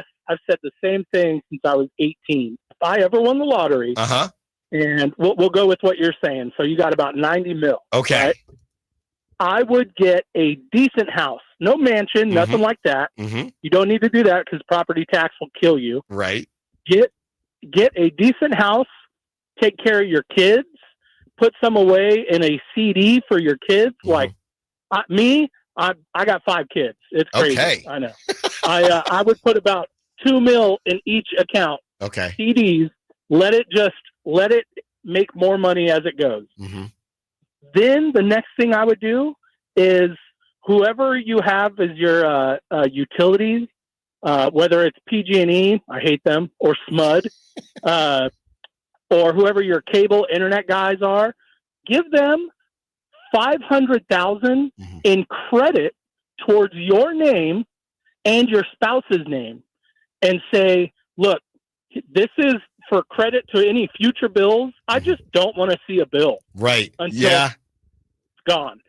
And that should last you for a long time. That is a great call, Garrett. Thanks for the call. 5 kids for Garrett. Shout out. I keep telling you, I want about 5, but I'm gonna have to hit this lottery for 5. Garrett has clearly thought about this. While I love his philosophy, if you got 90 million, you're only giving $2 million each to the kids. No, that's how it starts. You only need 2, because that's what Shaq tells his kids. That my kids say that we're rich. No, I'm rich. That's what he says. Sure, but Shaq got that from being an incredible businessman and one of the great basketball players ever. We're getting it from the lottery. Who cares? I don't know if your kids are set. No, I was smart enough. Are you trying to tell me you didn't earn it? If you played the lotto, I earned it. I'm saying Shaq's kids might be better positioned in their futures by having Shaq as their dad than you, the guy who won the lottery. I wish my kid would tell me, but Dad, all you did was win the lottery. I wish. You think you're getting $2 million now. I wish you would say that. Dad, you didn't earn it. You won. I wish you would. Okay, 1 o'clock hour coming out. We will actually talk about the Blazers on the basketball court. I promise. Allen Stiles, Sactown Sports. This is the story of the one. As a safety manager at a manufacturing plant, he does everything he can to keep his coworkers safe. From finding ways to reduce risks to keeping safety supplies in stock. And for that, he relies on Grainger. Grainger offers a broad range of quality products in next-day delivery, so he can always play it safe. Call 1-800-GRAINGER, click Grainger.com, or just stop by. Grainger, for the ones who get it done. What's up? We're talking to Chad Hobbit, a Hobbit Dodge Chrysler Jeep Ram in Woodland. What's happening for the Hobbit Employee Pricing Plus sales event? We're going all in on Ram this month with not just employee pricing, but huge emphasis on the plus you can only get at Hoblet. Right now, save up to $16,000 off MSRP on new 2025 Ram 1500 crew cabs. What about those hard-to-find Ram heavy duties? If you're looking for something bigger, save up to $13,500 off MSRP on the hard-to-find brand new 2025 heavy-duty Ram 2500s and 3500s, with 500 new Rams available. Search, select, and save through our whole inventory at HobletDodge.com.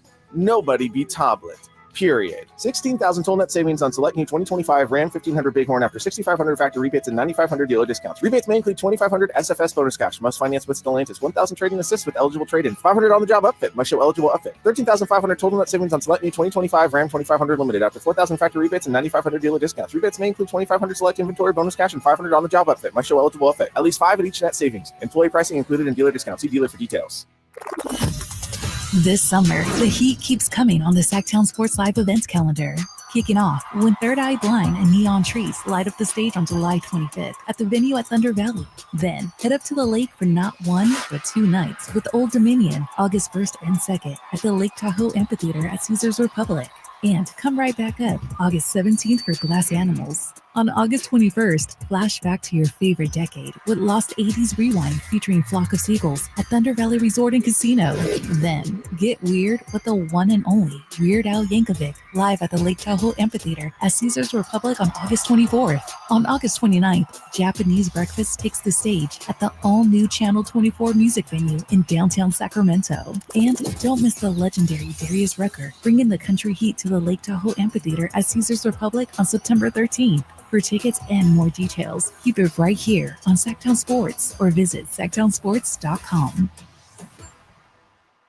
The Giant Summer Sale is here. Get giant savings on our Giant selection only at Folsom Lake Honda, your one-stop Honda shop. Looking to own or lease? Save during the Honda Summer Event and drive a brand new Accord or Civic. See all our specials at FolsomLakeHonda.com. As a family-owned and operated dealership since 2009, customer service is our number one priority. Our customers love doing business with us, and you will too. Folsom Lake Honda. Go to FolsomLakeHonda.com. Your one-stop Honda shop.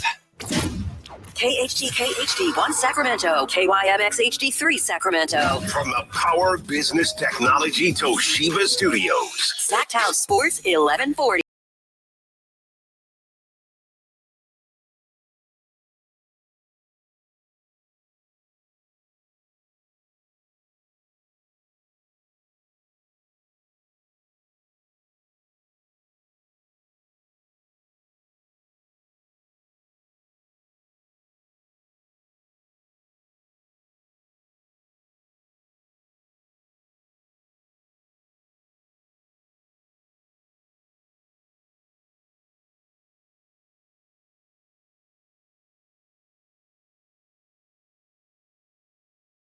Thought it was really funny, and I do the same thing myself, when people only play the lottery when it's near $1 billion, and it's just funny for normal people, and I guess you're trying to save money so you can't play it every single day. And Garrett, if you can just answer me on the text line how often you play, because now I'm curious. But when people will play, oh, it's at $1 billion, I'll play. I don't need any measly 10 million. But I'll play if it's at $1 billion. I've always thought that's funny. Obviously, you don't want to waste a bunch of money because it will add up. Them $2, you sit there, yeah, give me six tickets, whatever, $2 a pop.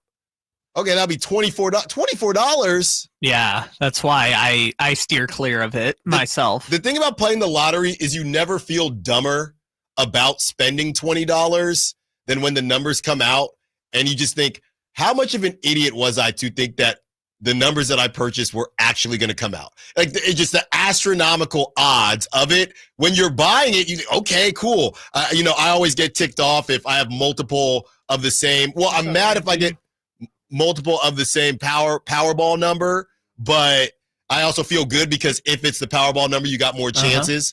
And then you get home, I'm checking the app, and then nothing, maybe you get 1 or 2 numbers. Then I start thinking, just give me 4 numbers, give me 100,000. I'll take that. Okay, so this is the funny part about that too, to your point about people playing it when it's super high and the astronomical odds. When it gets super high, more people play. Right. But more often than not, multiple people win. So you end up having to split it anyways. Yeah. So the number you thought was going to be so astronomically high that got you there ends up splitting with a person in Daytona, Florida, and a person in Indianapolis. And all of a sudden, it's like, not complaining, you got 70 million or something, but you thought you were going to end up with $1 billion. And when you split it 5 ways, you end up with 70. Yeah. And the whole thing, oh, you want a lump sum or you want to pay, get paid out. Yeah. I can't do a lump sum. I don't trust myself.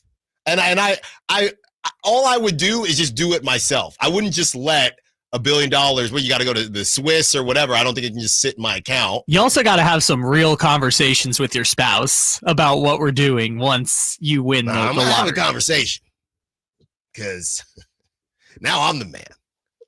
See, that's the problem.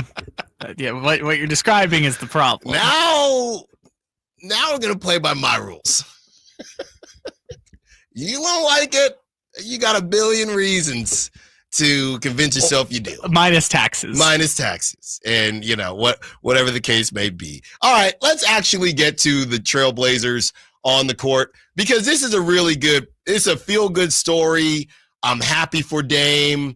I appreciate the Blazers welcoming him back. It was a really, really great video tribute that they had when they panned to everyone, and then you see his jersey kind of return. I'm watching videos of Portland Sports Talk Radio, and everybody is just incredibly happy. Everyone's saying, I love this. This is so great. And it is. It's so great.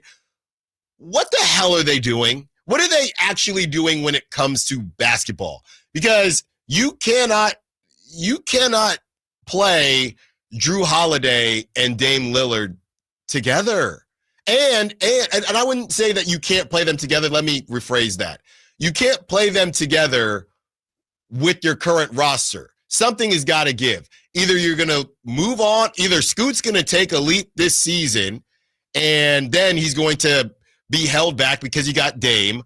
Either you bring Dame off the bench, you bring Drew Holiday off the bench. I guess there are options that they have, and you just get the talent into the building. There's also rumors that Dame could, as funny and kind of weird as it would be, Dame could play and eventually get moved to a contender if everything kind of changes. And it would be Dame, I think, before Drew, because Drew would be harder to move. Well, I don't think that's true, because as Shams mentioned in that clip we played, Dame's got the full no trade clause. Well, that's if he wanted to.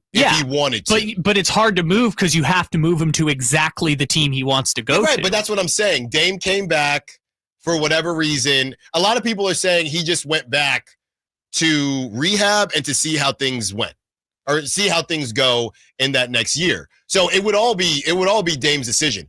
I don't know that Dame's got it in him, but the problem with Drew Holiday is that you signed Drew Holiday, and that's all fine and good, but I don't know. I guess by that point, what did he have? 2, 3, not 3, but did he have 2 or 3 years left on his deal? Maybe if he had 2, yeah. It's 2 plus a player option that Drew Holiday is definitely going to accept. So it's not as if in that next year, Drew would be expiring and you can move off of him. I think it's a really great feel-good story, and I do think it's a talented roster, but it's giving a better version of the Kings in that there's a ton of talent. I don't know how any of it's going to make sense, and they can kick it down the road because who knows what's going to happen in a year. But when that happens next season, what if they go, like I said, what if they go to the second round this next season and, Scoot makes this big leap, and now you're throwing in another undersized guard who's 36 coming off his Achilles? Well, then Dame's going to come off the bench. Okay. Which I think is a real possibility at this stage of his career. We talked about it before. The Damian Lillard in Milwaukee was an all-star level player, right? But he is tearing his Achilles at the same age that Kobe Bryant tore his Achilles at. And his game is predicated on shooting, so I think he's going to age a little bit more gracefully. But it's not like this is an easy injury to come back from either. Where I think they've done this well, because I think he was always going to come back, is he's not going to play this year, right? No. So you don't have to worry about answering those questions. But if he opts out of the last year of the deal, which is a player option, that aligns exactly with Scoot coming off of his rookie deal, right? So Scoot's going into year 3. By year 5, they'll have to pay him if they want to pay him. I think the bigger question for them is, in 2 years, will they be at a point where they can pay Scoot the money they want to pay him with the hopes that he will be a star, and Dame can transition to the Dirk Nowitzki at the end of his career role, where he's playing 20 minutes a game and is a veteran and fan favorite kind of situation. I think in 2 years, they're hoping they will be at that point with Scoot. But if Scoot doesn't become that dude, or he's just another, point guard going through his own Kuminga situation, then at least you have Damian Lillard on the team. At least you would still have Drew Holiday on the team too. Don't disrespect Kuminga like that. I'm not to Scoot. To Scoot. I mean, Scoot is a higher draft pick than Kuminga. They believed Scoot would be an all-star. I'm trying to think here. So Scoot has to start this season, right? Yeah, this upcoming season. Yeah, I would say so. I mean, they're probably going to play Scoot and Drew Holiday together. Yeah, Scoot, Drew, Denny, Tamani, and Klingon. Klingon or Yang, whichever one ends up becoming a star. And if I'm Shaden Sharp, I'm thinking, what is going on here? Yeah, I don't know. Honestly, just Shaden, I don't know either. Quite frankly, I don't know what's going on either. Yeah, I don't. I guess when you put it, as long as Dame is cool with coming off the bench, I guess it works. I think the question is just if that's an expensive bench, but it's Dame, so. I mean, it's not that expensive though. Like he makes less than Malik Monk. Well, now he does. Yes. Yeah. And the Bucks are the ones paying him. There's an expensive bench for the Bucks. Yes, exactly. Maybe the Bucks are paying him $50 million to come off the Blazers bench. Potentially. Okay, well then we can shift the conversation this way. Should we be worried about the Blazers not this season? Well, you can say both. Should we be worried about the Blazers these next couple of years? I mean, I'm big on the Blazers. Like, I don't know if they're going to have a Rockets type jump next year where they get to 50 wins, but they are on the Rockets trajectory. So I think the Kings are going to start out 13-7. You got the Kings finishing 13th in the West. No, not 13th, because I said I think I know on paper they're better than Phoenix, New Orleans, and Utah. So the worst I think they would go right now is 12th. Now, injuries could change it, but on paper, they're probably 12th. Also, I know this won't make you feel better, but after the trade deadline last year, the Blazers had a better record and net rating than the Kings. Okay, well, they had a nice little cute run. The Blazers are not better than the Kings. They maybe in a couple years. I don't know if I can. They might not be, but I don't think I can say that with certainty. You know what? And if the Blazers, I'll put it to you like this, and I'm going to it now. If the Blazers are better than the Kings, it's time to whip it out. Oh. Tankathon. Oh, you're scaring me there for a second, Allen. It is Friday, man. All right. What does that mean? I mean, hey, it's a Freaky Friday. Let's get very unk. Glad we have that. I haven't gotten to use it yet, but I'm very unk. Oh, I am very unk. I'm very unk. Drum roll, please. First sim lottery of the day. They stayed at 8. Boo. That's unfortunate. Boo. Boo that simulator. Brooklyn gets the 1 seed. Washington is still just accumulating top picks. No, they got Alex Sarr. They don't get to complain about not winning the lottery. They already got the 2 pick. No, they're still I'm not saying they're complaining. I'm saying they're just stacking up these guys in a great draft class. So they're getting Boozer, the other guys getting AJ, and I know there's a third player that everyone's really high on, and that player would be going to Utah. Whatever his name is. Well, he's got a very normal name. Yeah, it's that Darren Peterson. Yes, that's exactly what it is. Number 3 would be Utah, 4 Portland, 5 Memphis, 6 Charlotte, 7 Chicago, 8 Sacramento. Let me see. You're just going to keep doing it until you get it. They're 8 again. The non-tankers are having a field day. 26% means once a week you're going to win it. You already got your 2 pick earlier this week. They're 8 again. Just one more. Number 2, baby. On the 4th try. 3rd try. Number 2. That was the 4th try. To the Sacramento Kings. So, yeah, I don't know, man. I'm not going to sit here and say the Blazers are better than the Kings. I can't. I'm not doing it.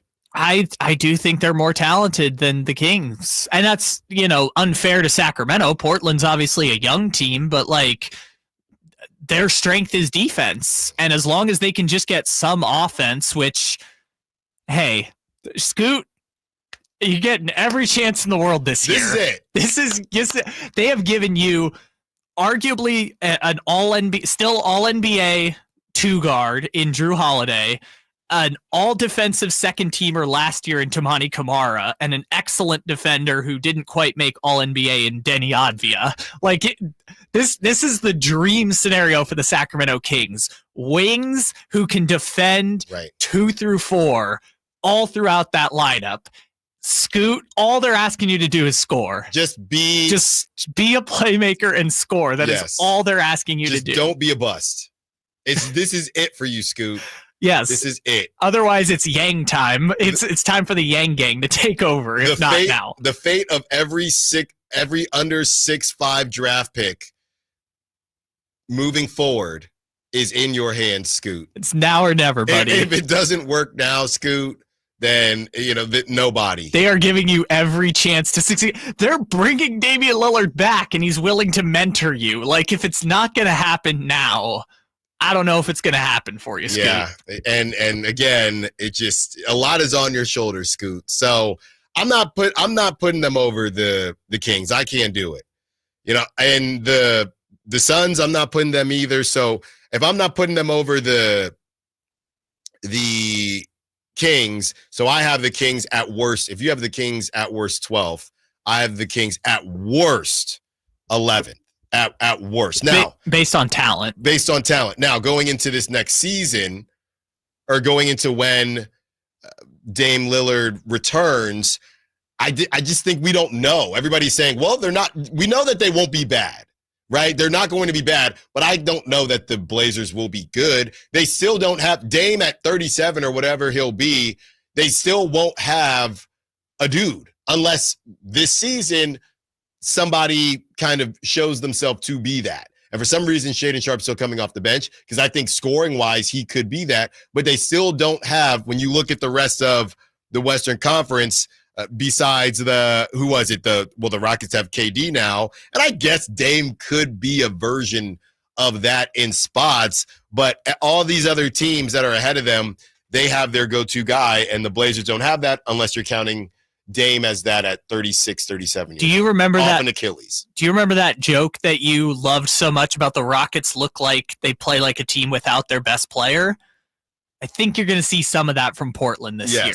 But again, if I just gave you Portland this year versus Houston last year, I know Houston was the 2 seed, but let's just think of Houston as like an 11 seed that made a jump to the 5 or 6 seed kind of situation. Let's not think of it like, oh, they were the 2 seed kind of situation. They lost in the first round. But if Portland got to a 7-game series next year, I feel like it would look similar to what the Rockets did, right? Because you have Aubin Thompson, Jabari Smith Jr., Tari Eason, Dylan Brooks.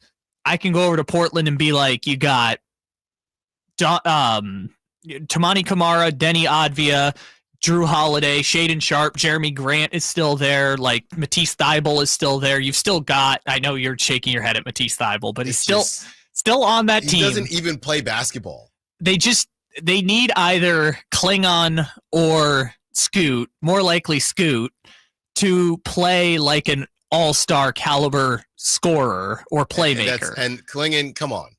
Okay, maybe it's Yang Gang then. I don't know. That's what I'm saying. I'm just saying they just need a star. I'm looking here at the Western Conference.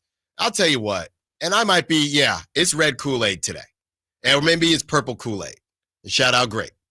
But the Blazers aren't better than the Kings.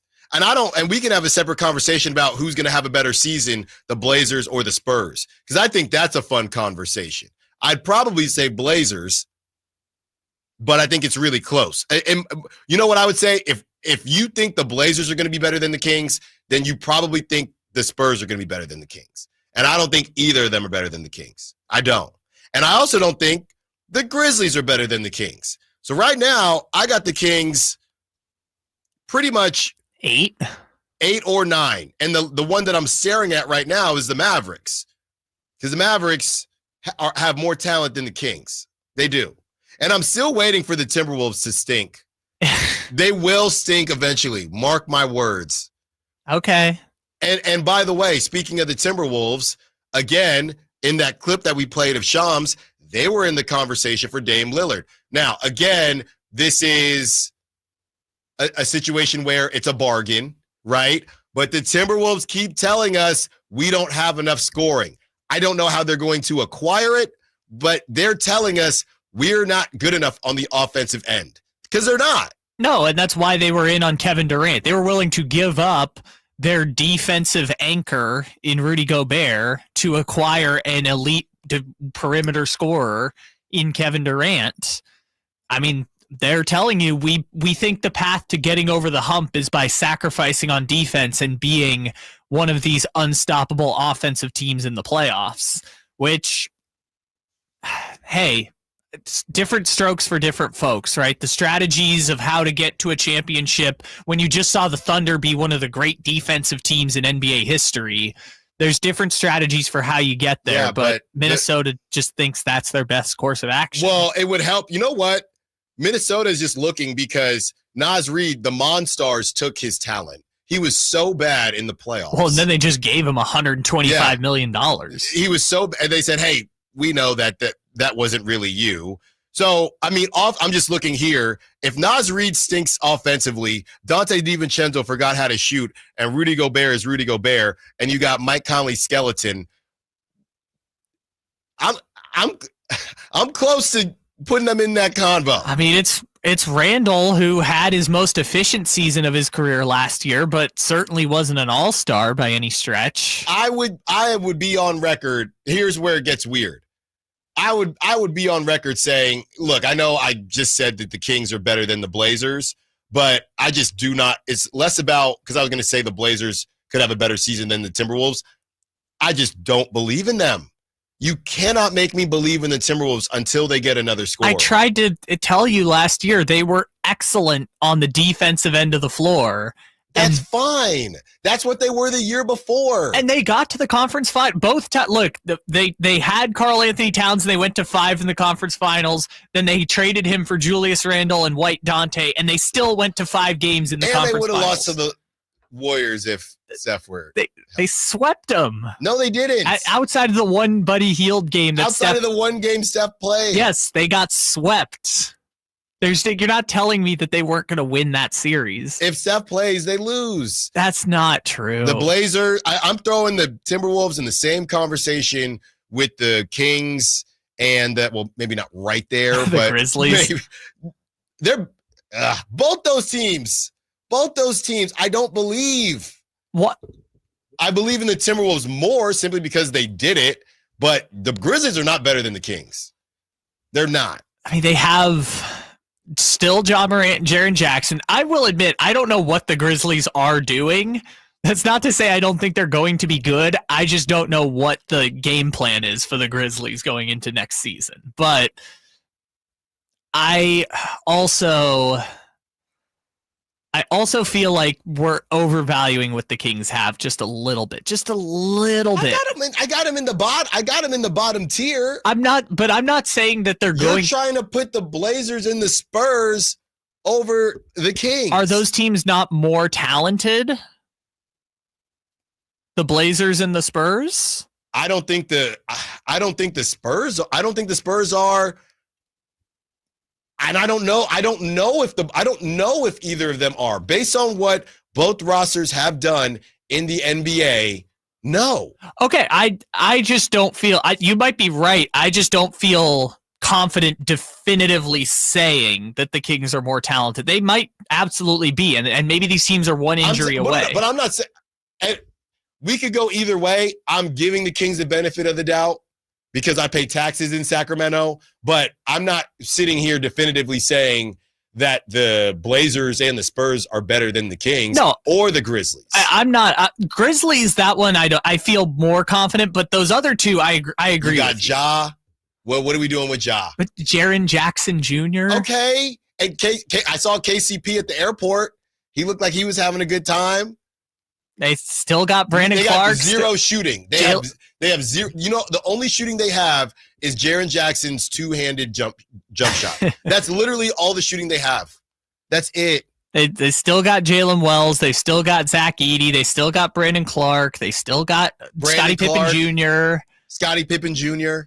Scottie Pippen Jr. was Keon Ellis last year, and you were like loving Scott. What happened to your love for Scottie Pippen? What do you mean Jr.? he was Keon Ellis? Remember we did the values chart, and it was like him and Keon were the found money winners. He's a good little player. They got good little players out there in Memphis. They got good barbecue. They're going to the Eastern Conference anyway. Okay, give me a break, man. I'm not. You need to believe. I'm not. Here, take a sip of this Kool-Aid, man. Take a sip of this copium.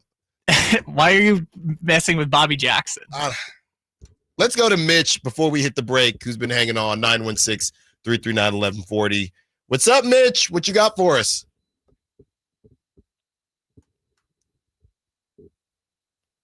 There you go, Kyle. I hope you like it. Now, Mitch didn't even want to talk because you have the Kings finishing 15th in the West. When we return, Kyle's going to tell us how the Jazz might even have a chance to beat out the Kings. Give me a break. I got the Kings at 8. Let's get into the playoffs. Let's get jiggy with it. On the other side, Sactown Sports.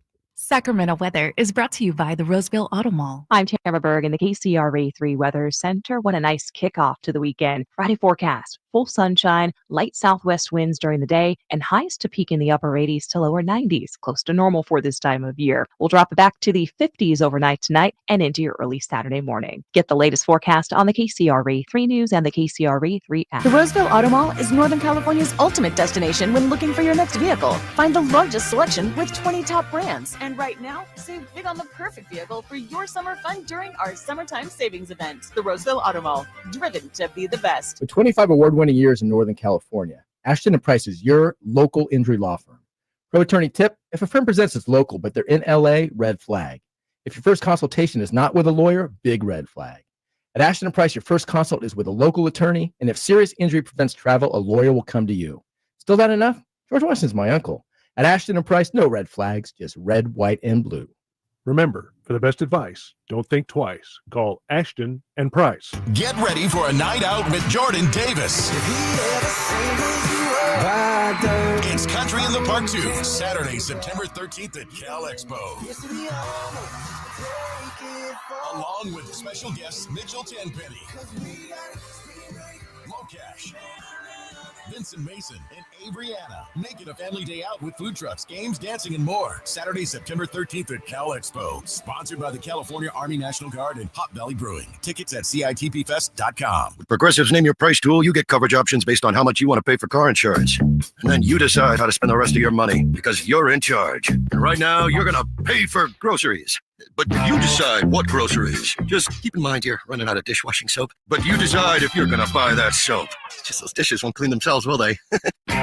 Remember, with Progressive's Name Your Price tool, we'll help you find coverage at a fair price. And then you're in charge. Progressive Casualty Insurance Company and affiliates, not available in all states. Price and coverage match limited by state law. Hey, Green Gobbler here. So you've got a clogged drain in your bathroom. Water in the sink's overstaying its welcome. You're spitting today's toothpaste on top of yesterday's toothpaste. You hope that it go away.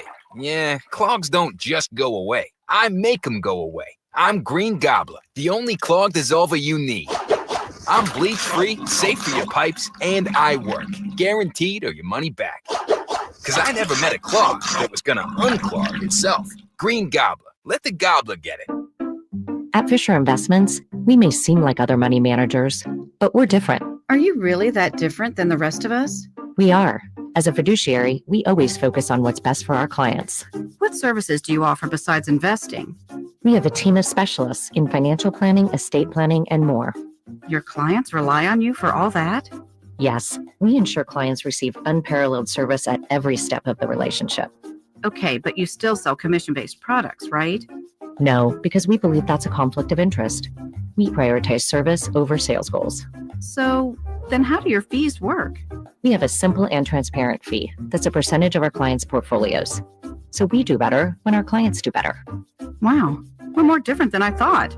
At Fisher Investments, we're clearly different. Learn more at FisherInvestments.com. Investing in securities involves the risk of loss. This is the story of the one. As a safety manager at a manufacturing plant, he does everything he can to keep his coworkers safe. From finding ways to reduce risks to keeping safety supplies in stock. And for that, he relies on Grainger. Grainger offers a broad range of quality products and next-day delivery, so he can always play it safe. Call 1-800-GRAINGER, click Grainger.com, or just stop by. Grainger, for the ones who get it done.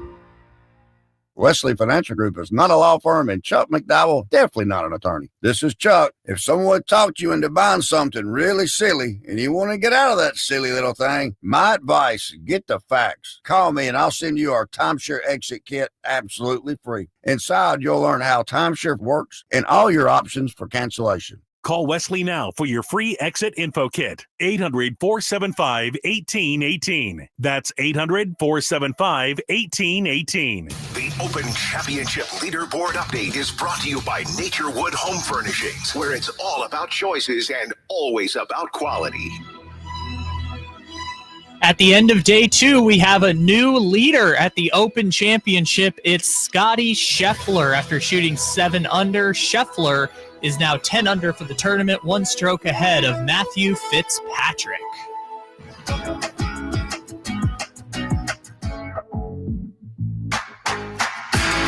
Allen Stiles. Watch the show on youtube.com/Sactown Sports 1140. Or listen on the Sactown Sports app.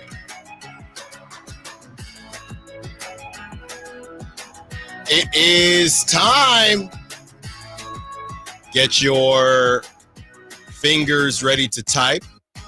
916-339-1140. And we are about to announce another opportunity, your last opportunity to win those Monster Jam tickets. And here we go right now. Win a pair of tickets to experience. Oh, wait, hold on. I got to do it correctly. Win a pair of tickets to Monster Jam Freestyle Mania at Golden One Center on August 10th. It's big-time family fun at Monster Jam, where world-class athletes and 12,000-pound monster trucks come together to tear up the dirt in wide-open competitions of speed and skill. We're looking for caller number 3. Caller number 3 on the Folsom Lake Honda hotline to win a pair of tickets to experience Monster Jam Freestyle Mania at Golden One Center on August 10th. 916-339-1140. 916-339-1140. 916-339-1140. Looking for caller number 3 for your tickets to see Monster Jam Freestyle Mania at Golden One Center on August 10th. Be there or be square. Callers coming in right now. Nice job. Thank you. That one. Glad it's the weekend. My voice, man. I still got to do River Cats today. My voice. We are powering through, though. It's so funny just reading the text line, as always.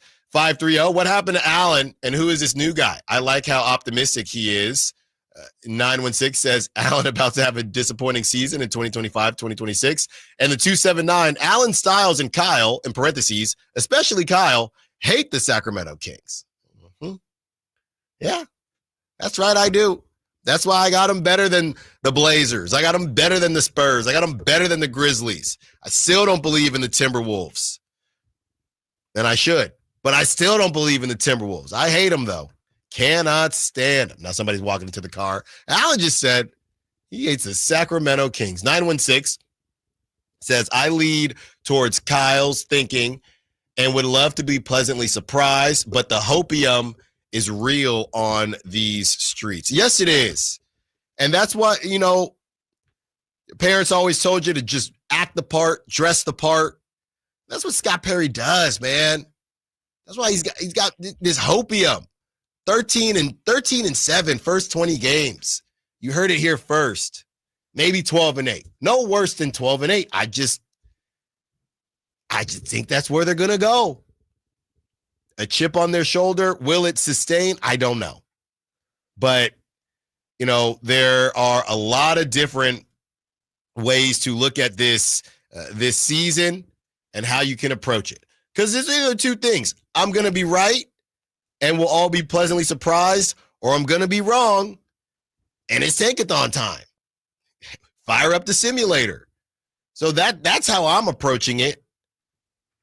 Now, hopefully, again, the issue is that 9-10, that squirrely 9-10 and, getting a 12th pick or something like that, I understand because that's where they've been. But to that point, I think the West might be too good for that. If Kyle is right, think about it. If Kyle is right, and I'm looking at the Western Conference right now, let's say Kyle is right and I'm wrong, okay? Then we don't have to really worry about the Tankathon has the Kings as the 8th worst team, okay? if Kyle is right and I'm wrong, and the Mavericks, right now I'm just looking at the standings from last season, so the Mavericks better than them. That bumps them to 10. You have the Blazers, that bumps them to 11. Then you have the Spurs, that would bump them to 12. So they would have only be better than the Suns, the Pelicans, and the Jazz. That would bump them to 12. We don't have to worry about any stupid random play-in type stuff. So I think the reality is, unless, again, there's a lot can happen and there's injuries, I think the reality is that middle ground is going to be really hard. It's going to be really hard to be stuck in that middle ground again just because the West is so good. You know, unless, they ended up being, Allen was right, they were better than the Blazers, but they weren't better than the Spurs, so now they're stuck. And even so, they'd have to be better than the two teams out of those three that we're looking at, the Mavericks, the Blazers, and the Spurs. And I know I threw the Grizzlies in there too, but they'd have to be better than at least two or out of the four, maybe three out of the four that I just don't see the middle ground thing happening. Maybe that's me just trying to be optimistic and that they're either much better than we think or as bad as we think right now with 36 wins. To put it in perspective, the Suns were the 11th seed with 36 wins. The Blazers were tied. They were tied. So the Blazers and the Suns, 11th and 12th seeds with 36 wins. So if the Kings finish at 36, you could find them at 36 and a half. You can also find them at 38. Well, actually, not really. You can find them at 37. So if they're right there, and 37, by the way, the Mavericks had 39 wins. So 37, you're still 11th. The Kings could win 38 games based on last season and still be the 11th seed and not mess with any stupid play and stuff. Now, obviously, it wouldn't be fun for us because there'd be no play-in, but you also wouldn't be on the other side of it where you're messing around and getting a 14 pick or something like that. So I just don't really see a world. I just think the Kings are going to really surprise people and be 7 or 8, or they're just going to be what everyone kind of thinks they're going to be, and they're going to be fighting for a 10. I don't know. Obviously, there is a whole nother option, but I don't really see that happening. Just based on the numbers, it feels like the awkward 9-10 slot. I just think it's going to be harder for the Kings to be in it. I just think the West is so ridiculous. They're either going to be much better than we think, and congrats to our winner. Kyle's off the phone now. Or they're going to be at 36, and they're going to miss the play-in, and we're going to get a chance at a lottery pick. Yes, I agree with your point. Sorry, I didn't hear your point. I was on the phone. But I agree with what you were saying about that point. I don't see it. I just think it's going to be hard to just coast. The Kings kind of coasted these last couple years, and they were good enough to just kind of sit in that 8-9. And here's the reality of really what I'm saying. If they get to the trade deadline and it hasn't worked out, I don't see them trying to buy anything. They're not going to be buyers to get to the 9 seed. So they're either going to exceed expectations and be a 7 or an 8, something like that. Or I guess if they are a 9 or 10, I could see DeMar being gone at the deadline and them then falling out of the play-in. Maybe that's the better way to give this a purpose and a reason how it would happen. They exceed expectations and they rock and roll, and then hopefully they don't dip and fall into an 8 or a 9 or 10, or they don't exceed expectations. They're kind of where they are, and the plug gets pulled by the trade deadline.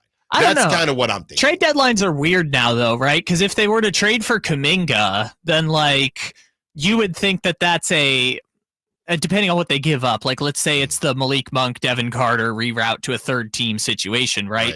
You would look at that as both a buy now and a plan for the future type of trade. So yeah, I don't know. The trade deadline in the NBA is kind of weird in recent years, where it's like teams are making big picture, 3 and 4 year type of transactions, even if it sometimes helps them in the short term. Like, not to use the Luka AD example as an end all be all, because it is a weird one, but like the Lakers made that move with the hope they would be better in the long run, but they just happened to get a little bit better this season, right? So it's not always apples to apples with some of this stuff. And the other part of it is, if they do exceed expectations, then they could look to buy at the trade deadline. And again, I'm doing a lot of assuming here, but that would make them even better. And then they would avoid that 9-10 situation. And all I want is 2 bites at the apple. That's it. So either they're exceeding expectations and they make a move to get over the hump and to stay no lower than 8, or they're not exceeding expectations and it probably gets blown up by the trade deadline and they fall out of the plan. That's the path here. That's the red pill and the blue pill for me. And that's how I'm sticking to it. Give me one of those two. And those are the only 2 realities I'm living in moving forward. The reality that I'm living in the next 3 minutes here is being joined by Whitey Gleason to close out the show and the weekend. Allen Stiles, Sactown Sports. Senor Segway strikes again. Time to check out Capital Casino, conveniently located at 411 North 16th Street in downtown Sacramento. I want to learn how to cook, but I keep ordering takeout. I plan to rearrange my closet, but I stopped after picking the clothes up off the floor. Accomplishing goals is hard, but when your goal is to learn a new language, Babbel makes it easy. In just 15 minutes a day, Babbel's award-winning language learning app will help you start speaking another language. Start having conversations in as little as 3 weeks. Comment tu t'appelles? Comment tu t'appelles? Vous êtes où? Vous êtes où? Babbel's bite-sized lessons make it easy to learn words and phrases you'll actually use. So when someone asks, "How's your French going?" you can say, Babbel est amusant et facilite grandement l'apprentissage d'une nouvelle langue. Et cela ne prend que 15 minutes par jour. When you want to really learn another language, it starts with Babbel. Babbel, language for life. Celebrating over 16 million subscriptions sold. Now save up to 50% on your Babbel subscription at Babbel.com. That's Babbel.com. Babbel.com. Hey everyone, it's Kyle Draper here. If you're in the market for a new car, let me tell you about my experience with Mercedes-Benz of Stockton. From the moment I walked into their state-of-the-art showroom, I knew I was making the right choice. There was no pressure from the sales staff, and if I'm being honest, I felt like a kid in a candy store. I settled on the all-electric EQS SUV, and let me tell you why. First of all, the comfort. After a long day at work, I actually look forward to being in my car. It has several different massage settings, including my favorite, hot relaxing back. Plus, the seat heating and cooling features are perfect for the hot summer or those chilly mornings. Mercedes-Benz has the reputation of making the finest cars in the world. Now it's your turn to experience what I already know. Mercedes-Benz of Stockton is the best car buying experience you'll ever have. They're just a short drive down I-5, or you can shop online anytime at mbfstockton.com. That's mbfstockton.com, and tell them Drape sent you. Nighttime is fun time at the Hagen Oaks Top Tracer driving range. It's more relaxed at night with people enjoying technology, where you can play Pebble Beach at Hagen Oaks, compete against your friends in a variety of games, or just practice at your leisure. There's food when you're hungry from hangout eats and drinks, or enjoy a beverage on the brand new patio with relaxed seating. And check out the summer-long free concert schedule. It's the Hagen Oaks driving range nightly until midnight, Fulton Avenue at Business 80. Michael Dave here for my friends at American Energy Heating and Air. Yes, I always tell you they are a family-owned operation, been in business since 81, A-plus Better Business Bureau, but it is hot. We are in those Sacramento hot months. I want to focus on them being your second opinion partner. What does that mean? Maybe you've got somebody you're working with or you've worked with in the past in the HVAC world. Guess what? They want to give you a second opinion. How much does it cost? Nothing. You call them up and say, hey, can I get a second opinion on this deal? They come out and they either say, wow, that's a great deal, you should feel better about that. Or they say, we can beat that price. And usually they're going to beat it by a lot. Guess what? You just saved money and it didn't cost you anything to find out. It's a no-lose situation. Go with a trusted company. American Energy, 916-520-9990. That's 916-520-9990 or AmericanEnergyAir.com. Jingle Singers, take it away. Call 916-520-9990 now. It's Friday, gotta get down on Friday. You're home for Kings Talk and so much more. Live and vocal. Allen Stiles Sactown Sports. So in the midst of our hypothetical lottery wins and how much money the brother that I don't have with money that he never made would have to give me between $1 million, $5 million, and $10 million. Carmichael Dave, he's even getting scoops while on vacation. Carmichael Dave tweeted this about 30 minutes ago. It's absolutely hilarious that I'm the one saying this, but Ben Simmons will not be coming to Sacramento, at least not anytime soon. Crushes me, but life goes on. And all I have to say, and thank you, Whitey, for pointing that out. Yeah. All I have to say is that if Dave is saying that, that's what's going on. This is not, any type of grapevine type stuff. If Dave is saying that, that's what he's been told, straight up. Mm-hmm. So, as somebody immediately asked him, is this based on inside information? Dave is better than me because he just responds saying, I would never say anything like that if I wasn't sure. That's what he said. Mm-hmm. So there you go. Well, there goes the show today. Thanks, Dave. Sorry. Yeah. Should I have not said that? Well, since I'm the one that told you, I guess I can't. I guess I can't. There's turnover. Can't really blame you. There's turnover. Oh yeah. Yeah, you shouldn't have told me. Yeah. We were talking about. No, I would have mentioned. Oh, here we go. Yeah. Whitey, were you listening when I talked about the dude that was fishing yesterday? No, I missed that. Okay, so I did hear Freddy Krueger on the show though. It's now time for you. How sweet, fresh meat. We ain't called now and win. Where did you get Freddy Krueger? Oh, you mean when I did the Monster Jam? That wasn't Monster Jam guy. That was Freddy Krueger. When?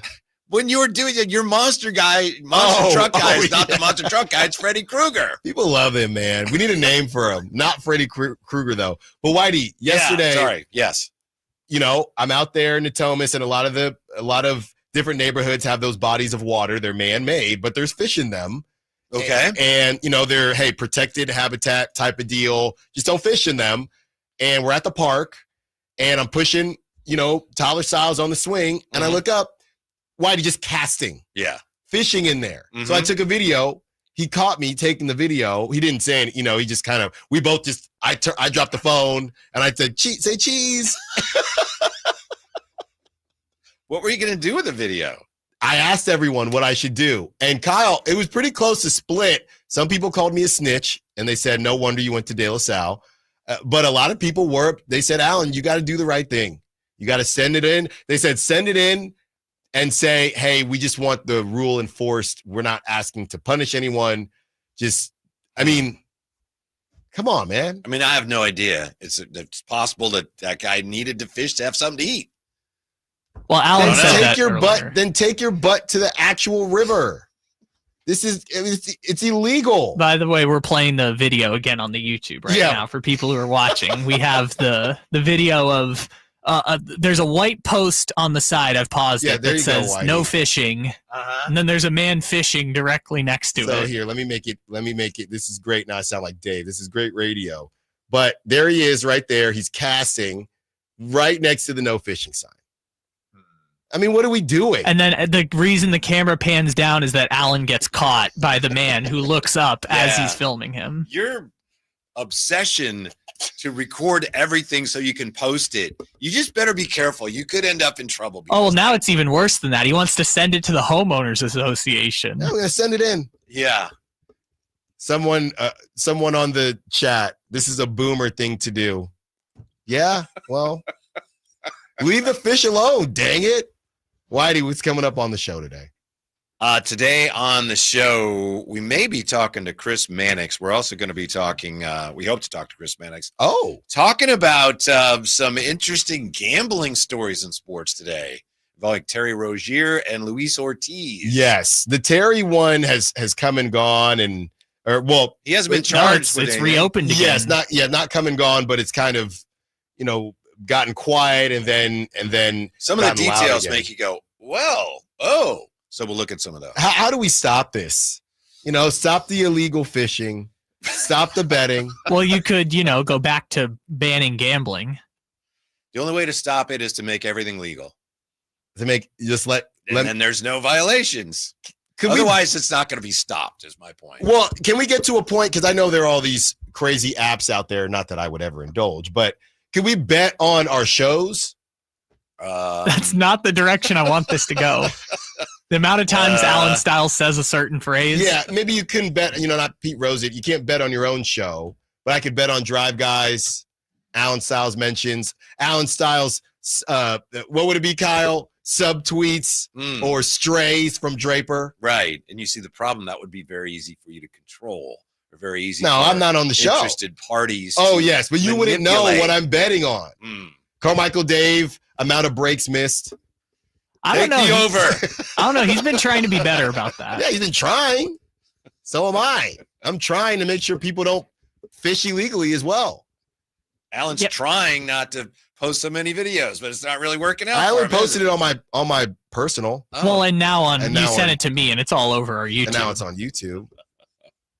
Hey, baseball's back today though. Verlander going for his first win. Yeah, and I played his brother at Old Dominion. Is that Ben? Ben Verlander.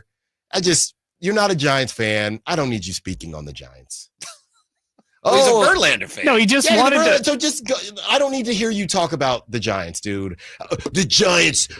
It's time to admit the Giants are good. Just stop. And then he was whining about his brother not having a win yet. It's just so tough. Just stop it.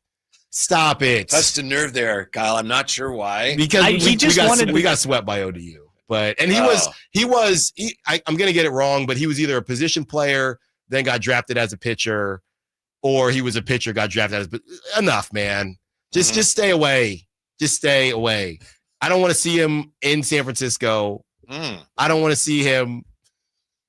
I'm having some fun with it because my buddies will text because, hey, you remember Ben Verlander? Hey, Allen Verlander's on the team now because he's doing his thing for Fox. I'm just having some fun, but yeah. Where did you say? You say he went to Old Dominion? Yeah, they both went to Old Dominion, and the field was ridiculous because Verlander took care of them. Yeah. And we went out there. We got our butts whooped. But I do believe that's where I got my first college hit, though. Okay. And that's all that really matters. Who's the guy you were talking about whose brother made millions and he's played in the majors for years? Well, I said I wasn't going to say. Yeah, I know. Who's the guy you're talking about? It's pretty obvious.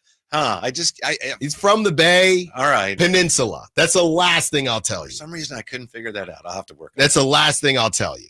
Maybe I'll tell you off air. Okay. How about that? I should be able to figure that out, though, right? Yeah, I would say so. I mean, it's a big name. Okay. It's a big name.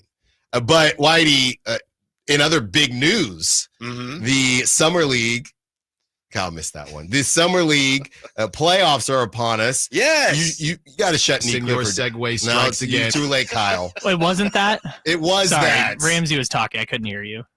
Nick Clifford, it's time to shut him down. No. Win. You play to win the Summer League game. And Kevin Pelton named him the top rookie at Summer League. I also have access to ESPN.com. I saw that. Well, that was ESPN Plus. No, it wasn't. Because I don't have that, and I saw it. I just are we? Because I know this is kind of what you guys do on the afternoon show. What are you gonna the 10 to 2? That's the hype train. And then you two come in and throw some brakes on the hype train. Are you throwing some brakes on the Nick Clifford hype train? Hey, let's see them against against NBA players. Is that what you guys are doing? What, you mean just because he's 38 and he's playing against 14-year-olds? Wow. Hey, Nick, remember that when it's media day time. You come on my show. We're two unks. Okay? You come on my show. You can't slow it down. Unk. No, Whitey, you might be Unk. Whitey's OG. Whitey, that's right. So you better come on my show. I'm very Unk. So, can you say that in your Freddy Krueger voice? I'm very. No, I'm he very can't. Unk. I don't know. I can only do the monster read. So no, here's what you got to do when you're doing a voice: get into character by reading Monster Jam, and then say, "I'm very." It's Monster Jam. I'm very Unk. Cutting that. Thank you. So. I don't know. Very Unk. I don't know why you guys. Yeah, I don't know what you're talking about. I played Summer along League. with you a little bit there. I'm excited about Summer League. I think You're it's not. fun. You're not excited about Summer League. No, I am. Okay. Yeah. Well, I It's told just you I about was Maxine. Sweating bullets yesterday. I told you about Maxine. You told me about I didn't know about Neek. I did not know that. I was not familiar with this game. but I'll tell you, he's exactly what the doctor ordered. My guy's Daquan Plowden. He can shoot. Yes, he can. Yes, he can. I don't know. He's definitely going to find somewhere. I don't know. I think he'll be in the 209. Yeah. Hey, well, I hope he's in the 209. I talked to some people close with him in Vegas. He's also a Philly guy. I learned that. He's also a Philly guy. And, I got love for them. So, Whitey Gleason. Yeah. Kyle Draper. Uh-huh. The drive guys coming up next. Ramsey in for Jay Johnson. Thanks to all the callers, texters, Sack Chatters. Great interview from Brenden Nunes at Outstanding with Scott Perry. If you haven't seen it, we played on the show, but if you missed it, go check it out on YouTube. Of course, in between listening to the drive guys who are taking you up to 6 p.m. River Cats tonight. Don't miss it. Tickets available. That was pretty good. That was pretty good. Don't hurt yourself. Don't hurt yourself. Okay. All right. We will talk to you. Which one's the real one? Which one's Whitey? We will talk to you on Monday. Great job, Kyle, as always. Until Friday. So get the bag. Like to be on Monday.